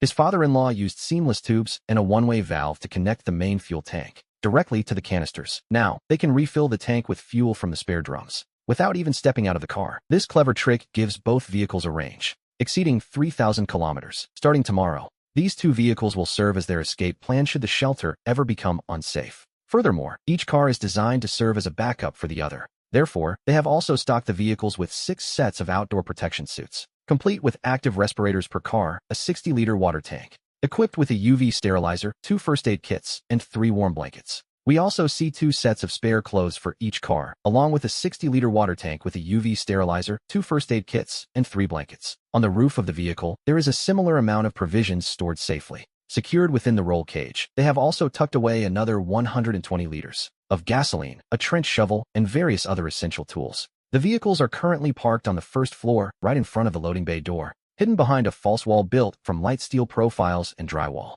Finally, we come to the shelter itself, which is where they invested the most during the house's construction. This area spans the first and second floors of the refrigerated warehouse. To be honest, they still look like a messy construction site, but any piece of street art that might give them away was moved up to the 4th floor. To any stranger looking in from the outside, this place appears to have been abandoned for a very long time, containing absolutely nothing of value. This applies to the 1st, 2nd, 3rd, and 5th floors. All the water and electricity conduits leading up to the 4th floor have been sealed and filled with a large amount of viscous leak-sealing material, which was carefully mixed with a specialized foaming agent. This will eventually form a solid mass, similar to a sponge, which not only blocks the passage but also absorbs vibrations and sound. The 3rd and 5th floors remain completely empty. The goal is to ensure that any intruder, however unlikely their arrival might be, will mistakenly believe that the building contains no supplies and is completely empty. The elevators in the Banton building no longer even show that a 4th floor exists. Once the stairs are destroyed, the 4th floor will remain completely hidden from view.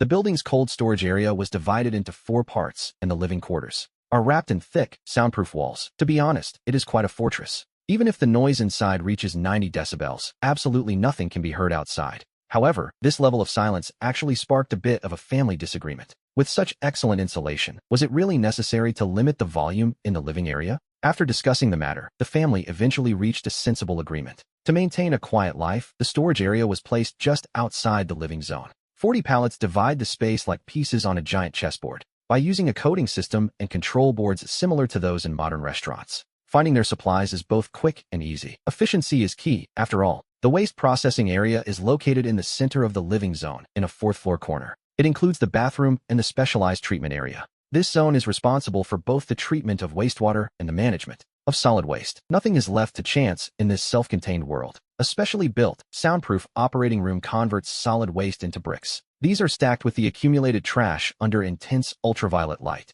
and a high concentration of ozone to keep everything sterile and odorless. Finally, we come to the cultivation area, the heart of their self-sufficiency. It includes several hydroponic tanks and even a small chicken coop. This will be our family's only source of fresh vegetables and meat in the future. As for the appliances, besides the refrigerator they had already planned for, they added a washing machine, television, rice cooker, steam oven, and dishwasher. There is an electric blanket, a heater, a water purifier, an electric kettle, an air fryer, and even an electric pressure cooker for good measure. Of course, we also see 2 small household drones and a specialized maintenance drone. All of the building's original water and electricity systems have been disconnected. Even the original power system for the elevator was completely destroyed. The key components of the large water purification equipment on the 1st floor, such as the circuit boards, the water pump, the tank, and the intake valves, have all been carefully removed and hidden away. This creates the perfect illusion that these conventional parts were stolen by a common thief. They even went so far as to cut and remove the cables. But the well the original owner drilled in secret was carefully concealed from prying eyes.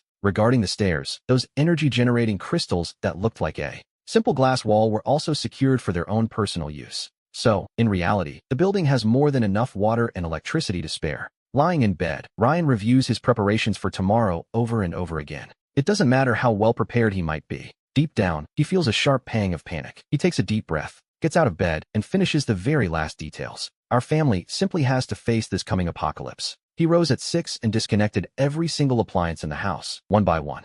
By 7 o'clock, the entire family had finished their breakfast. Yesterday, he told his mother they were going on a trip today. His mother already had her things ready to go when his father-in-law picked her up. They will head to the shelter first. At 9, the movers finally arrived. They began moving the appliances and the other supplies he had packed for his mother. He had already parked the truck the day before. He kept it as close to the house as possible. The workers are only responsible for loading the items and securing them on the pallets exactly as instructed. At 12 minutes past 10, the move was officially finished. He locked the door, paid the workers, and everyone went their separate ways. It is now 11:48. Driving the truck, he intentionally took the highway to take a long route through the streets. He was heading into the city. He drove the truck all the way to the cold storage warehouse. The guard at the entrance of the industrial complex was the same one he remembered. He wonders if, just like in his memories, things will unfold the same way. By the time he returns to this complex, he will already be a zombie. At 12:20, with the help of a forklift, the unloading was completed quickly. He went up to find his mother and bring her back down with him. With the old woman by his side, he drove the truck to a warehouse 12 kilometers away.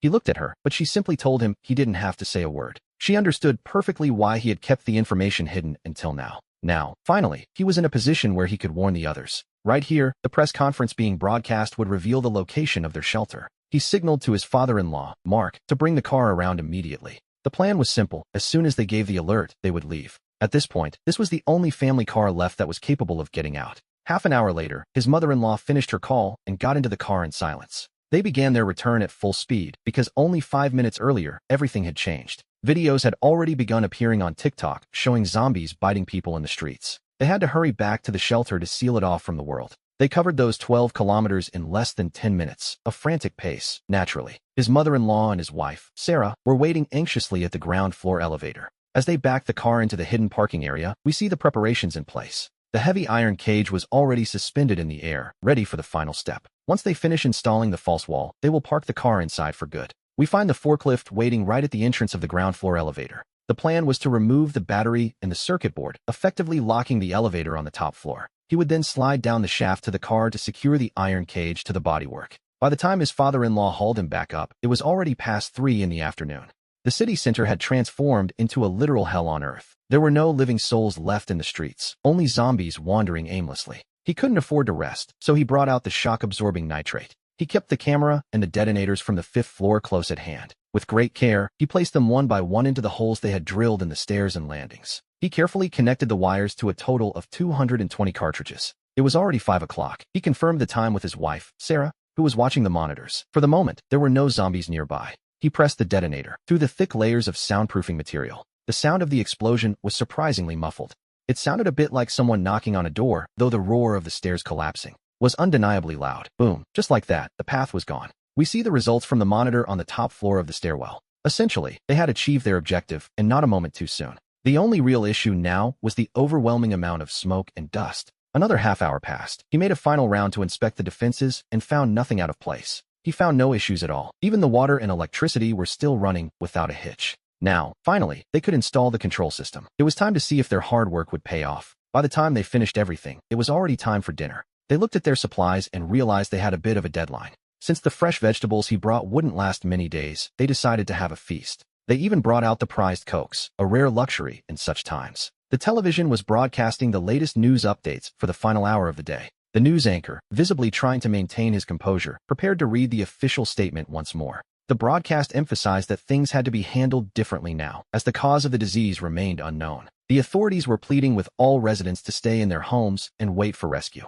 The message was clear: the country would not abandon anyone, or so they claimed. At the same time, a message arrived on his phone from the neighborhood committee, asking to conduct a census of the inhabitants in every single house. They decided not to respond. After all, they weren't actually in that residential zone anymore, and they certainly didn't need any outside provisions for the time being. If they provided information about an evacuation later on, he figured they would respond then. There was no rush. After dinner, his mother and mother-in-law, who were completely exhausted from the long day, were the first to head off to sleep. He and his father-in-law, Mike, debated for a bit, but in the end, it was his turn to take the first watch. Earlier that morning, Mike had cut the signal to the external cameras to avoid detection. He focused on the guardhouse, redirecting the video signal directly to their living quarters. The bathroom they had originally planned for that space was moved elsewhere. Now, that small room serves as a dedicated monitoring hub for all the interior cameras. Every camera from the factory and the shelter, both inside and out, was connected. Everything was centralized here, with 8 screens forming a modest wall of monitors. There was no audio, of course, but they could see absolutely everything. On the screens, we see the main street is empty and completely deserted. The solar-powered streetlights flickered on automatically as the light faded. It was hardly surprising to see no people or cars out on the road. This location sat right on the very edge of the thoroughfare. The main road bordered the industrial zone, with nothing but open fields behind it. The heat had been intense this year, causing the wheat to ripen early. The harvest was already finished. The nearest residential complex was 3 kilometers away. Those were newly built relocation houses intended for the local farmers. Our protagonist, Mark, had passed by that area just a few days prior. He had heard the official handover ceremony for the houses was set for June 30th. Because of that, no one lived there yet. This wasn't exactly a bustling city center. It wasn't a main avenue or near any major highway or significant transit route. Hardly anyone ever came this way, and now they were even less likely to. He spent his time watching the monitors and checking the news for any updates. And as we might have expected, the news reports that the virus's reach, centered in the neighboring province's capital, is expanding with terrifying speed. The army has already been mobilized to deal with the crisis. It was just like the trial version, a virus spreading far too fast to contain. Even with the military on the move, they had no effective solution to offer. At least, not yet. The soldiers still couldn't bring themselves to fire on their own people, and so, the standoff continued until dawn. His sister-in-law arrived to relieve him, following the pattern of the trial version. Since no people or cars had appeared on the monitors, he finally went to sleep. If his memory served, the old gatekeeper would be arriving shortly after 10. On his way, the man would encounter a zombie child who would bite him. Upon reaching the complex, he would run into Mark just as his shift ended, only to transform right in the middle of a conversation with the workers. In that timeline, the workers and Mark would be forced to kill him together. After that, he would have to race back to the city in a desperate hurry. The city, having endured 24 hours of relentless zombie attacks, would be a total disaster. He would find his mother's body near the town hall. Then, upon reaching his father-in-law's house, he would find himself unable to enter. On the way home, he would risk a stop at the local distribution warehouse. He would grab some food and run home to finally reunite with his wife. In the end, due to the lack of food, they would eventually have to risk leaving the safety of their home. Zach shook his head, trying to push those chaotic thoughts out of his mind. He set his phone alarm for 10 o'clock and fell into a deep sleep almost immediately. We returned to Zach, who was already settled into the relative safety of the shelter. Still, he couldn't help but wonder just how catastrophic the disaster had become outside those walls. He woke up just a few minutes before 10, feeling slightly more rested. For a while, he simply lay in bed, scrolling through his phone to check for updates. Once the alarm finally buzzed, he got up to wash his face and brush his teeth. To conserve their water supply, the entire family had switched to using edible pet toothpaste. It was quite practical, to be honest, though the flavor was difficult to describe. He walked into the living room just as his mother-in-law was opening the steam oven. She had saved him some pork and century egg congee, served with a side of pickles. He sat down and began to devour the meal without a second thought. As he ate, he checked his phone and asked about the organic waste from the day before. There weren't many leftovers remaining, as the family had finished most of them that morning. His mother-in-law smiled and asked if he was really worried about the organic trash. It had only been a few vegetable leaves and minor scraps, nothing of great importance. They had given all of it to the dog, along with whatever was left over from breakfast. She joked that the fancy waste disposal unit he bought wasn't even necessary now. Buster had eaten every bit of it, proving to be a surprisingly useful addition to the household. It seemed they might even be able to save a little money on the dog's food. After that, Zach stayed on his phone for a while, taking a much-needed break. He wondered when the others would step in, or if their own positions were just as precarious. He waited patiently, watching as Tony moved with a sudden, desperate urgency. The man was clearly distressed, his emotions bubbling over. His eyes were wide and vacant, filled with a strange sense of complacency as he walked. They were heading toward the sculpture passage, where a dark and bitter atmosphere awaited them. It was a grim sight, to be perfectly honest. Not long after, Zach went to the monitoring center just as the heavy doors were opening. The old man had returned, arriving on his electric scooter and driving slowly.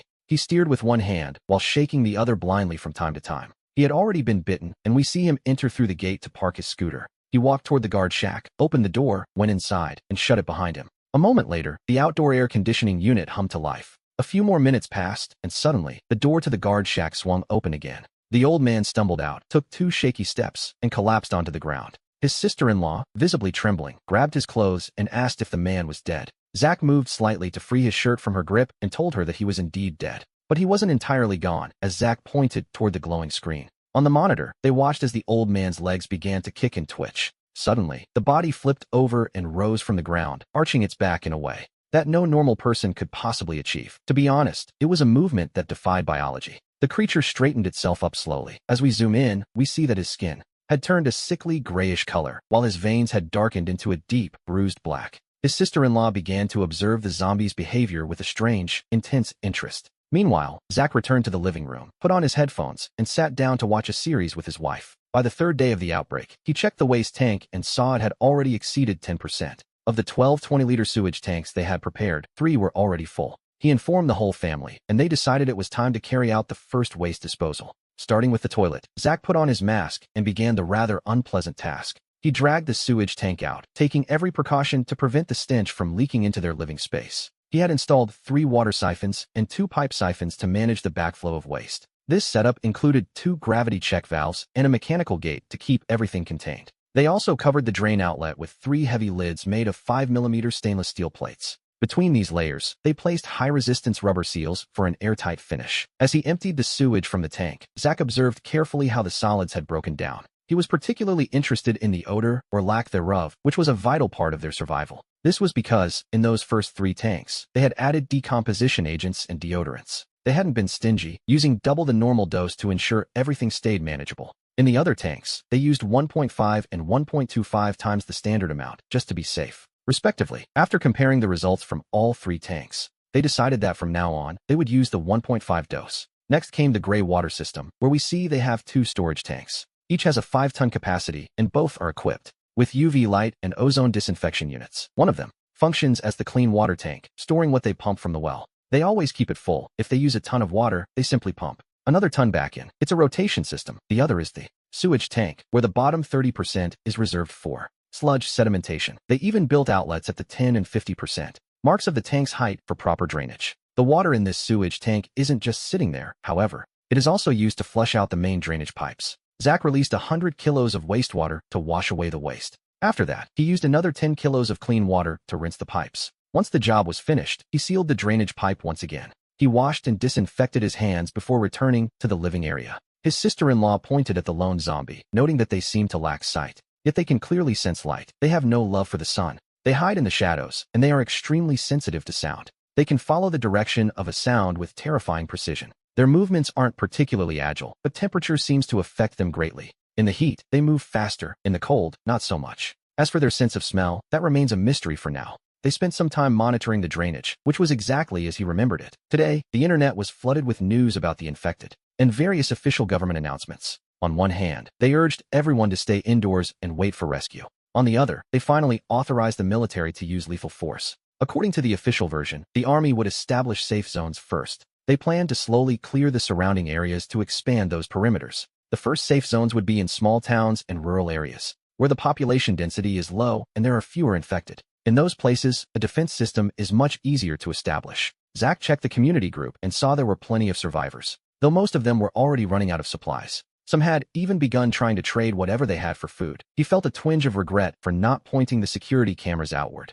He wanted to see the world outside, but there wasn't much he could do now. It was the 5th day of the outbreak, and the shelter's surroundings remained unchanged. Everything remained quiet and completely empty outside. Only that one lone zombie continued to wander aimlessly around the area. And the most curious thing is that the creature seems unwilling to crouch or even lower its head. The old man, before he turned, had closed the main gate he always used. However, the side door was left ajar, and it happens to be exactly 1 head shorter than he is. But the stubborn thing simply refuses to duck down in order to get out. Zack usually waits a few minutes for the zombie to drift away from the entrance. Meanwhile, on the internet, a wave of negativity was beginning to spread across every platform. And naturally, a few troublemakers were already starting to stir the pot. Some claimed that if you left the country, everything was perfectly fine and wonderful, which was a lie, of course. Almost instantly, citizens living abroad began posting photos and videos to shut them up and reveal the grim reality. Over there, authorities were tirelessly repeating the same orders: do not go out, and remain silent while waiting to be rescued.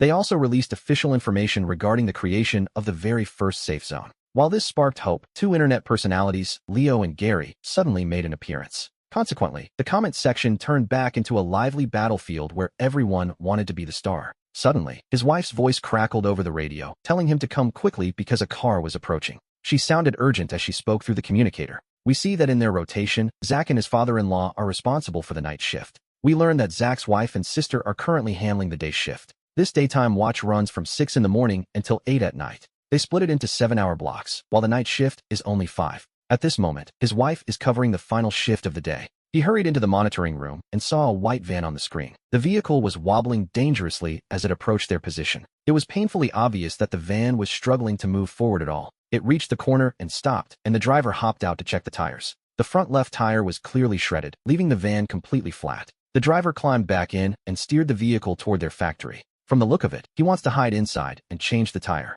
Zach quickly scanned the monitors to locate the wandering zombie. He eventually spotted it at the far end of the factory grounds. Though it was far, the path between the creature and the main gate was a straight line. The factory's sliding gate is equipped with an automatic license plate recognition system. He had set it up that way to make bringing in supplies much easier. The recognition function is still active, but now it simply records everything it sees. Essentially, any car with a license plate can enter without a problem. That is why the van entered so easily, and though they couldn't hear a thing through the thick walls. The zombie's sudden movements on the monitor told them everything they needed to know. It was obvious the creature had heard something, as it began shuffling toward the main gate. The driver turned right and parked not far from the entrance, unaware of the danger. Watching calmly as the heavy gate began to slide shut behind him, he stepped out, glanced around the yard, and started walking toward the guardhouse. He peered into the guardhouse, took a few hesitant steps, then stopped to look back at the van before returning. It seemed someone else inside the vehicle had kept him from exploring any further. The driver then pulled a small canister out of the trunk. From what we could see, it looked like a simple can of tire sealant. He knelt by the front left tire and began his work, oblivious to the approaching threat. Zach and his wife watched the monitors, their nerves stretched to the breaking point. The zombie had already covered more than half the distance when, quite suddenly, it appeared within the very same camera frame as the driver. The man finally stood up and began saying something to the person still in the car. When he finally turned and saw the zombie, it was barely 10 meters away from him. He scrambled back into the car, stumbling over his own feet in a blind panic, started the engine, and threw the van into a frantic reverse toward the main street. He maneuvered to the gate, waited for it to open, and sped away like a man possessed. As they watched the heavy gate finally click shut behind the retreating vehicle, Zach and his wife both let out a long, shaky sigh of relief. When he could finally breathe again, Zach realized his hands were completely soaked in sweat. And although Zach was genuinely happy for the man, he couldn't help but grumble a little. If you're going to make a run for it, the least you could do is take the zombies with you. Instead, they were left right there. We have now reached the 10th day of the outbreak. As one might expect in such a crisis, the water and electricity were finally cut off, and the internet, amidst a never-ending flood of digital cries for help, barely managed to hold on for another 20 hours before going dark. Only the solar streetlights remained lit, standing as the last flickering remnants of dignity for modern civilization. Without the web, they found themselves trapped in a bubble of misinformation. All they could do was pass the time watching the movies and series they had previously saved, which, in hindsight, was a very wise move. The total lack of communication with the outside world made them quieter among themselves as well. To keep their mental health from slipping, Zach's sister-in-law volunteered to lead a daily exercise routine. They also established a set of internal rules to limit their screen time, hoping to keep their minds sharp while the world outside crumbled. But, to everyone's surprise, his father-in-law managed to construct a makeshift microwave antenna. The signal was terrible, to be honest, but at least they could pick up a few channels. The national channel did nothing but broadcast endless official statements to the nation. The Zen channel only showed emergency notifications, and the local channels for their own province had already lost their signal entirely. However, the city channel from Zen, in the neighboring province, was still broadcasting some news. We can assume the Zen City channel was still broadcasting emergency notifications because the neighboring province had more military garrisons. They maintained much tighter control there. Besides, it was a heavily industrialized province. With superior industrial capacity and infrastructure, their power supply was also more stable than our own, and so, their lives entered the first critical stage. By critical, we aren't referring to their general supplies of food, nor was it a matter of waste management. The real problem was that they had finally run out of fresh vegetables and meat. At least, that was the problem for some. For the 3 younger members of the group, it wasn't such a dire situation. But the 3 elders simply couldn't get used to the change. Even though Zach had prepared 14 different types and over 200 kilos of freeze-dried vegetables, in the end, they just didn't taste the same as the fresh ones. The same thing happened with the frozen meat, which was losing its appeal. The 3 older adults began to lose their appetites quite noticeably. We reached day 40 of the outbreak. For the first time, a presenter appeared on the provincial channel. Judging by the background, he seemed to be in a transit studio. But the broadcast was clearly improvised. To be honest, the green screen effect wasn't even stable. The good news was that the first safe zone in the province had finally been established. This safe zone was located in the southern mountains, in what used to be a military training base. Just as the outbreak began, there were troops training right there. Once the soldiers realized the scale of the disaster, they established the safe zone immediately. After chaotically repelling the first waves of zombie attacks, the troops finally began to take the initiative and regain control. In the midst of the outbreak, an incredible proximity was observed. Forces rose up with strength, focusing on urban areas and the desire to push back the tides of the infected from the main alliances. By the time the day ended, they had finished setting up projects in the sector to secure the land. We see that they had enough provisions, solid defenses, and a reliable escape plan. There was simply no need to risk everything by heading to the safe zone. Deep down, they knew it was much better to stay in the shelter. Suddenly, Zach's wife raised a very good question in that moment. Surely there couldn't be many people left who could still watch television like they did. Who exactly were these news reports for? Her father slapped his forehead in realization. He muttered that he was getting old, far too old for this. He had completely forgotten about the existence of the radio. The radio had surely been broadcasting information for a long time now. They all stood there looking at each other, not knowing what to say. To be honest, it hadn't occurred to any of them to prepare one. His mother pulled one of those Bluetooth speakers used for dancing in the park from her bag. The radio function on this particular device had broken a long time ago. It only worked with Bluetooth, but he decided to take it apart to see what was wrong. Our story continues as Zach's father-in-law pulled out a screwdriver and pried open the device's casing. It turned out a capacitor had burned out, a very common type, as it happens. He noted that they simply needed to scavenge one from another small household appliance. Without a second thought, he began taking apart a nearby massager to find the part. He found the capacitor and swapped it out, and by the time the repair was finished, night had already fallen. With the radio finally functional again, Zach began to slowly scan through the national stations, searching for any sign of life. Surprisingly, there was everything and yet nothing at all on the airwaves. Static filled the room. There was nothing, and then more of nothing, stretching across the dial. Station after station yielded only silence, until finally, he found a broadcast with the same repetitive message. The voice announced that there were safe zones established in various specific locations.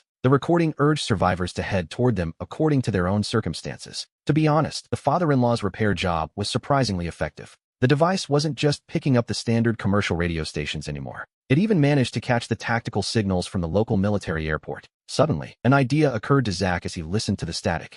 He searched his phone and found the channel of a radio enthusiast from the north he'd met once. It was the frequency belonging to Dan, a dedicated amateur radio hobbyist. He attempted to tune in, but was met with the sudden, jarring sound of a massive zombie horde. The noise gave him such a fright he nearly jumped as a muffled voice struggled to be heard. The voice on the other end was full of panic, screaming that there were simply too many zombies. They were described as a literal tide, an endless sea of the dead with no visible end in sight. This massive wave of the lost was apparently surging down from the north. Zach remembered that Dan lived in the north, which made the news even more chilling. The man was over 1,300 kilometers away, yet the danger felt uncomfortably close. If there were people even further north than him, it meant the threat might be coming from across the border. His sister-in-law stepped closer, noting that zombies are less active in low temperatures. That was why they were migrating south, proving they still possessed some primitive biological instincts. Zach's wife then asked a question that made everyone pause. Could the zombies actually reproduce? It was just like her to come up with one of her wild, slightly terrifying ideas. He thought about it for a moment before pulling his wife back into the other room.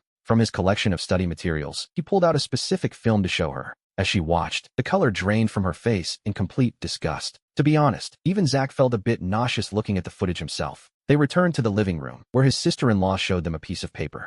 Based on the movement speed of the zombie they had seen below earlier, she calculated that it had covered 200 meters in just 3 minutes. That averaged out to approximately 4 kilometers per hour. It was slightly slower than a person's walking pace, which was a small mercy. This was likely because the sun was beating down on them during the day. It seemed they feared the sunlight, and based on her notes, they likely only walked a maximum of 8 hours a day. To cover a distance of 1,300 kilometers, it would take them roughly 40 days. And that was assuming they had to navigate through cities, cross rivers, and climb through ravines. Not to mention the constant need to find places to hide from the scorching sun. Zach realized then why he hadn't encountered any zombies during the initial testing phase. Thanks to the heavy downpour a few days prior, the solar panels were now sparkling clean. As a result, the energy generation over the last few days had been remarkably high. The power levels were surging, consistently reaching over 80 kilowatt-hours per day. Furthermore, since no suspicious sounds had leaked out over the past month, they decided to lift the noise restrictions and return to a sense of normalcy. Simply because they now had more electricity than they knew what to do with.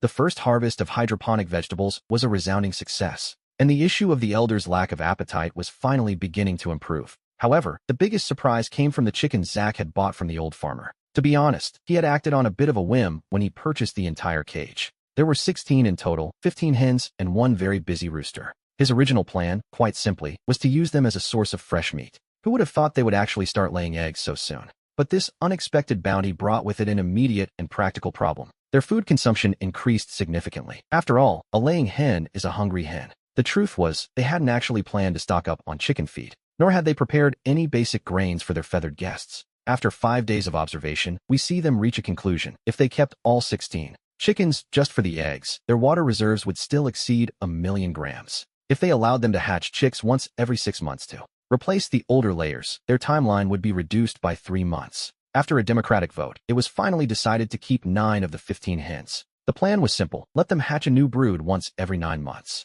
We come to day 55 of the outbreak. Originally, this was the very day that, in his past life, Zack had lost all contact with his in-laws. Their houses had stood facing each other, separated only by the river. In that previous timeline, they could still use flashlight signals to let each other know they were safe. Until, one day, there was no answer. But now, the entire family is gathered together inside the shelter. Though they cannot see the sunlight, the family is finally safe and sound. So they decided to organize a grand feast to mark the occasion. They celebrated with the drinks and fine liquors they had carefully treasured. They even had desserts and ice pops to go around. Eventually, Zack and his father-in-law sat down together to talk.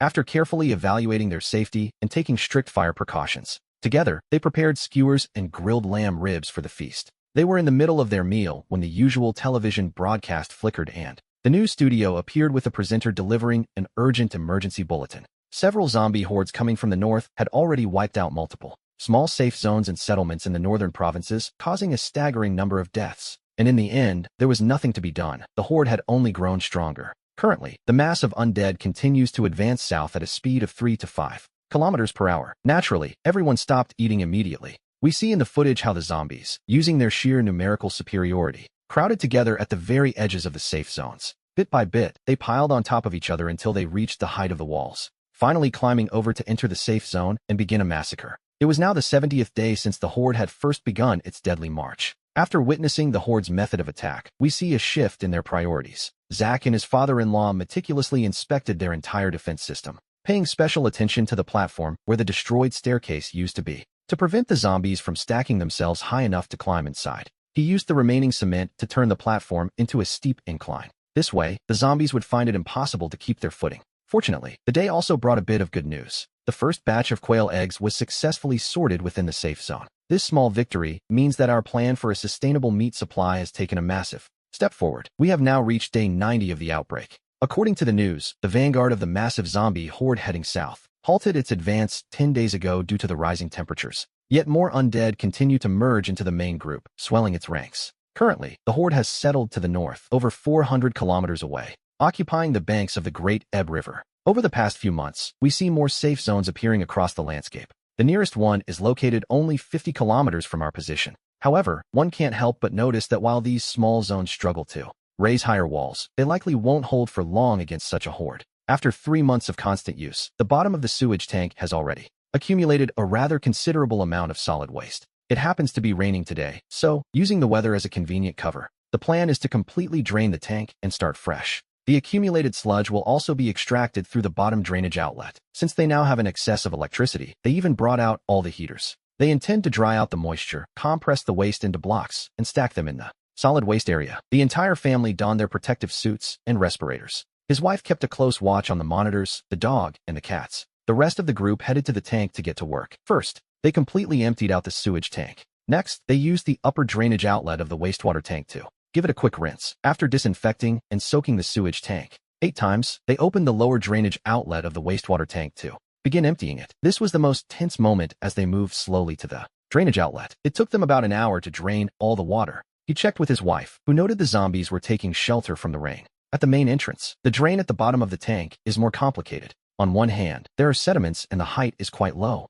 so it cannot be connected directly to the main drainage pipe. On the other hand, they fear too many solids might clog the pipes, which is why this specific drainage outlet remains open. They performed a quick check of the drainage outlet to ensure everything was ready. They double-checked that the 2 doors separating the drain from the living area were shut. He and his father-in-law pushed a wheelbarrow carrying a stainless steel tank of 150 liters. His mother-in-law controlled the drain valve. His mother was in charge of catching any stray drips, using a small basin once the tank was finally filled. His sister-in-law was in charge of operating the compressor. By then, we see they had already turned off the ozone generator. Everything was ready, and the valve was finally opened. A black, viscous substance emerged, looking uncomfortably like half-melted chocolate. Even though his respirator was working at full capacity, he realized that it is simply impossible to completely block out a stench like that. He joked they should just buy a new car. He and his father-in-law closed the valve tightly. They used all their strength to drag the heavy cart toward the solid waste treatment room. They turned off the UV lamp and opened the door, confirming the ozone concentration wouldn't affect the treatment. The valve opened, releasing more of that dark, sludge-like substance. They secured the valve properly and entered the compression cubicle to begin. Inside the solid waste compactor channel, they placed several layers of fiber cloth. Underneath the machine, they intentionally placed a large tub to catch the dirty water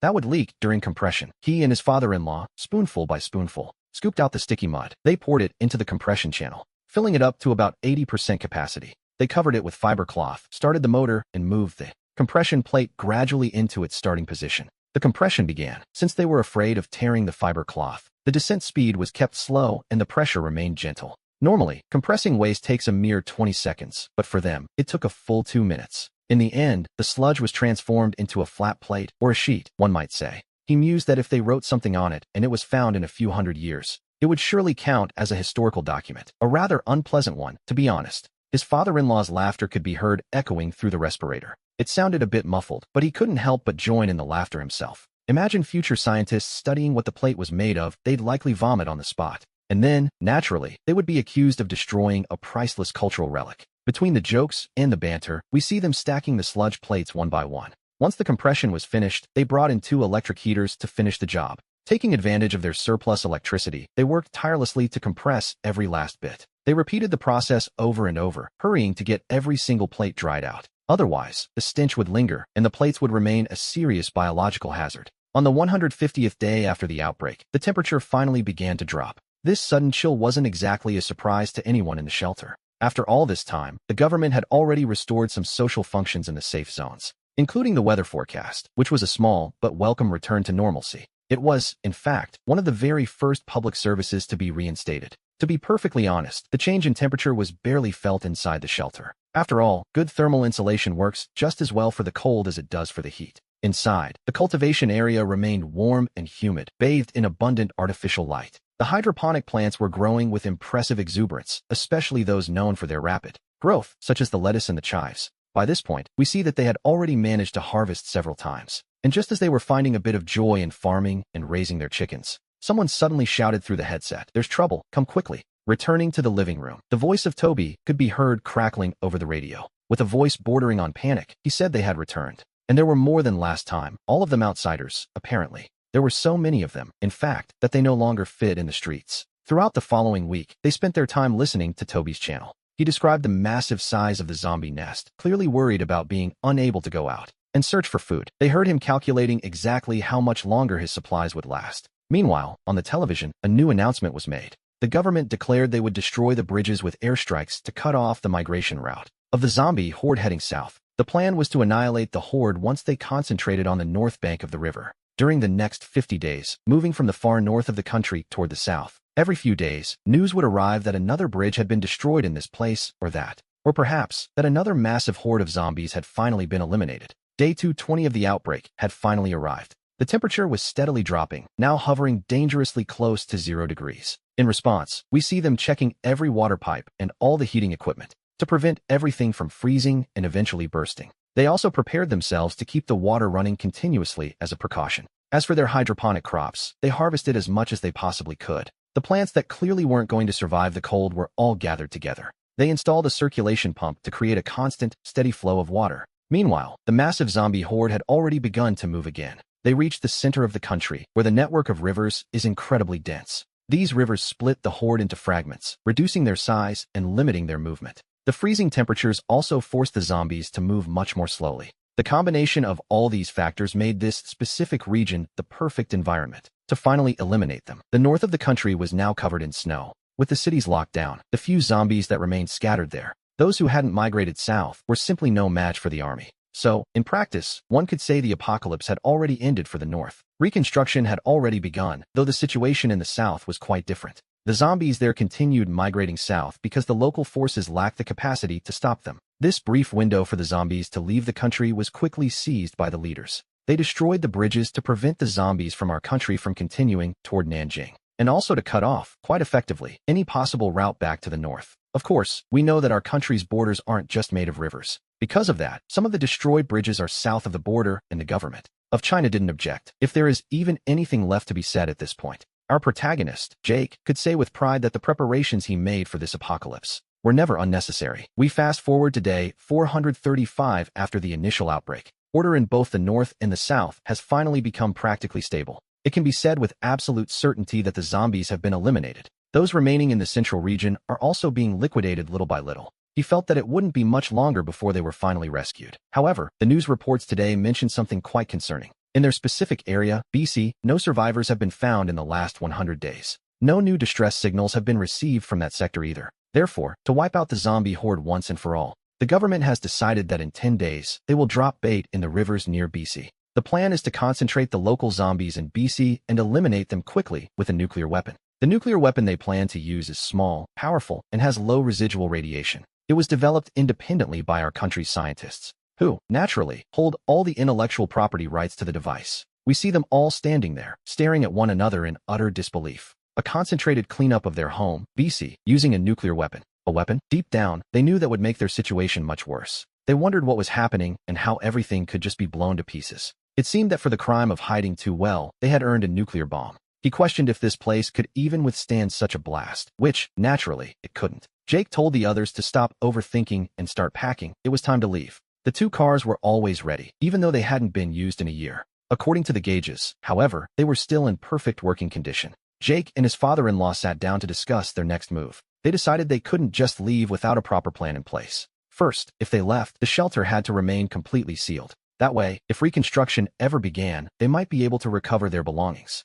Second, they needed to eat a hearty meal before departing to ensure they had enough strength and energy to face any unexpected trouble on the road. Third, their new destination would be a designated safe zone. Fourth, although that zone had a rationing system, there was a silver lining. Any supplies they brought with them wouldn't be confiscated, they would remain theirs. Fifth, while currency was still in circulation, carrying large amounts of cash was difficult. They needed something of real value to use for bartering along the way. They decided to take every seed they hadn't planted yet, along with all the quails. Even the eggs were included, all carefully hard-boiled for the journey. Sixth on the list, one car would be dedicated entirely to carrying their basic food staples. Seventh, a supply of meat, and eighth, every variety of bean to serve as future seeds. Ninth, the explosives they had manufactured earlier, divided into neat 200-gram packets. 10th, they allocated 2 kilograms per car for self-defense, just in case, of course. 11th, they packed away bags of canned vegetables. 12th, a massive collection of various hot sauces, totaling 120 kilograms. These were stored securely in the cage mounted on the outside of the car. 13th, each person was allotted 3 changes of clothes and 10 sets of undergarments. And finally, they gathered the battery packs. They would be distributing the battery packs for the first time as they organized their gear. To them, the equipment was what made the team, but survival depended on these future supplies. Before leaving, however, they had to deal with the zombie lingering in the complex. If they didn't, it would surely interfere with their final preparations. As it turned out, the solution to their problem was quite simple. They placed a chicken in the elevator as bait and waited for the creature to enter. Once it was inside, they shut the door and promptly cut the power. It worked perfectly. The flapping chicken drew the zombie in without a second thought. The moment it stepped inside, they hit the button from the 4th floor to seal it in. The moment the elevator began its ascent, they cut the power immediately. The very next thing they heard was the terrifying screech of the chicken. On the monitor, we see the zombie finish its meal before pacing aimlessly inside its new cage. To be absolutely certain the area was safe, they released 3 more chickens outside. After the birds wandered the complex for a full day and night, and seeing they were still alive and well, the team finally donned their protective suits. They descended to the 1st floor via the other elevator and began dismantling the false wall. Just as they finished, the day arrived when the government intended to deploy various decoys to lure the zombies out of the city. On the monitors, we see a military drone flying low and slow over the city streets, occasionally dropping live animals to get the creature's attention. At other times, it blasted loud music to draw the zombies from every corner. While the horde was being lured north, our survivors launched their own drone for the first time. High in the air, their small craft crossed paths with the military drone as it was returning to its base, and the two machines briefly met. On the second day, during a shift change, the military drone dropped a small package at the exact location where they had first encountered one another. They retrieved it using their own drone and carefully brought it back to the complex. After disinfecting it several times, they found a military walkie-talkie and a letter inside. The first part of that letter confirmed the exact hour the war would begin. The second part of the letter confirmed the exact hour the war would begin, while the third detailed the evacuation route and the meeting point. The next section focused on the strict quarantine protocols and the necessary disinfection requirements. The third part discussed the safe zone, the protection of personal property, and provided an explanation of how job assignments would work under the new rationing system. Finally, the last part of the letter listed the supplies that were urgently needed within the safe zone. After reading the letter, Ryan was struck by a new idea. Aside from keeping their essential belongings, he realized the rest of their hoard could be shared entirely with the government in exchange for a bit of special treatment. After all, in their family, only 3 people were capable of hard labor, and they had 3 elderly members to care for. Obviously, that wasn't an advantage in a world governed by strict rationing. After negotiating with the government officials, they agreed that all their electrical appliances, batteries, and car parts would remain theirs. The rest of the supplies would be split down the middle, on the condition that the 3 seniors wouldn't have to work and would still receive the same rations and care as everyone else. Furthermore, the government promised to send troops to collect them and help transport their remaining supplies, and so they waited for 2 days. On the second day after the zombies were cleared out, we see a convoy of vehicles approaching on the monitors, flying a military flag full of glory and pride. In that moment, Ryan knew his long struggle to survive the apocalypse had finally reached a successful end.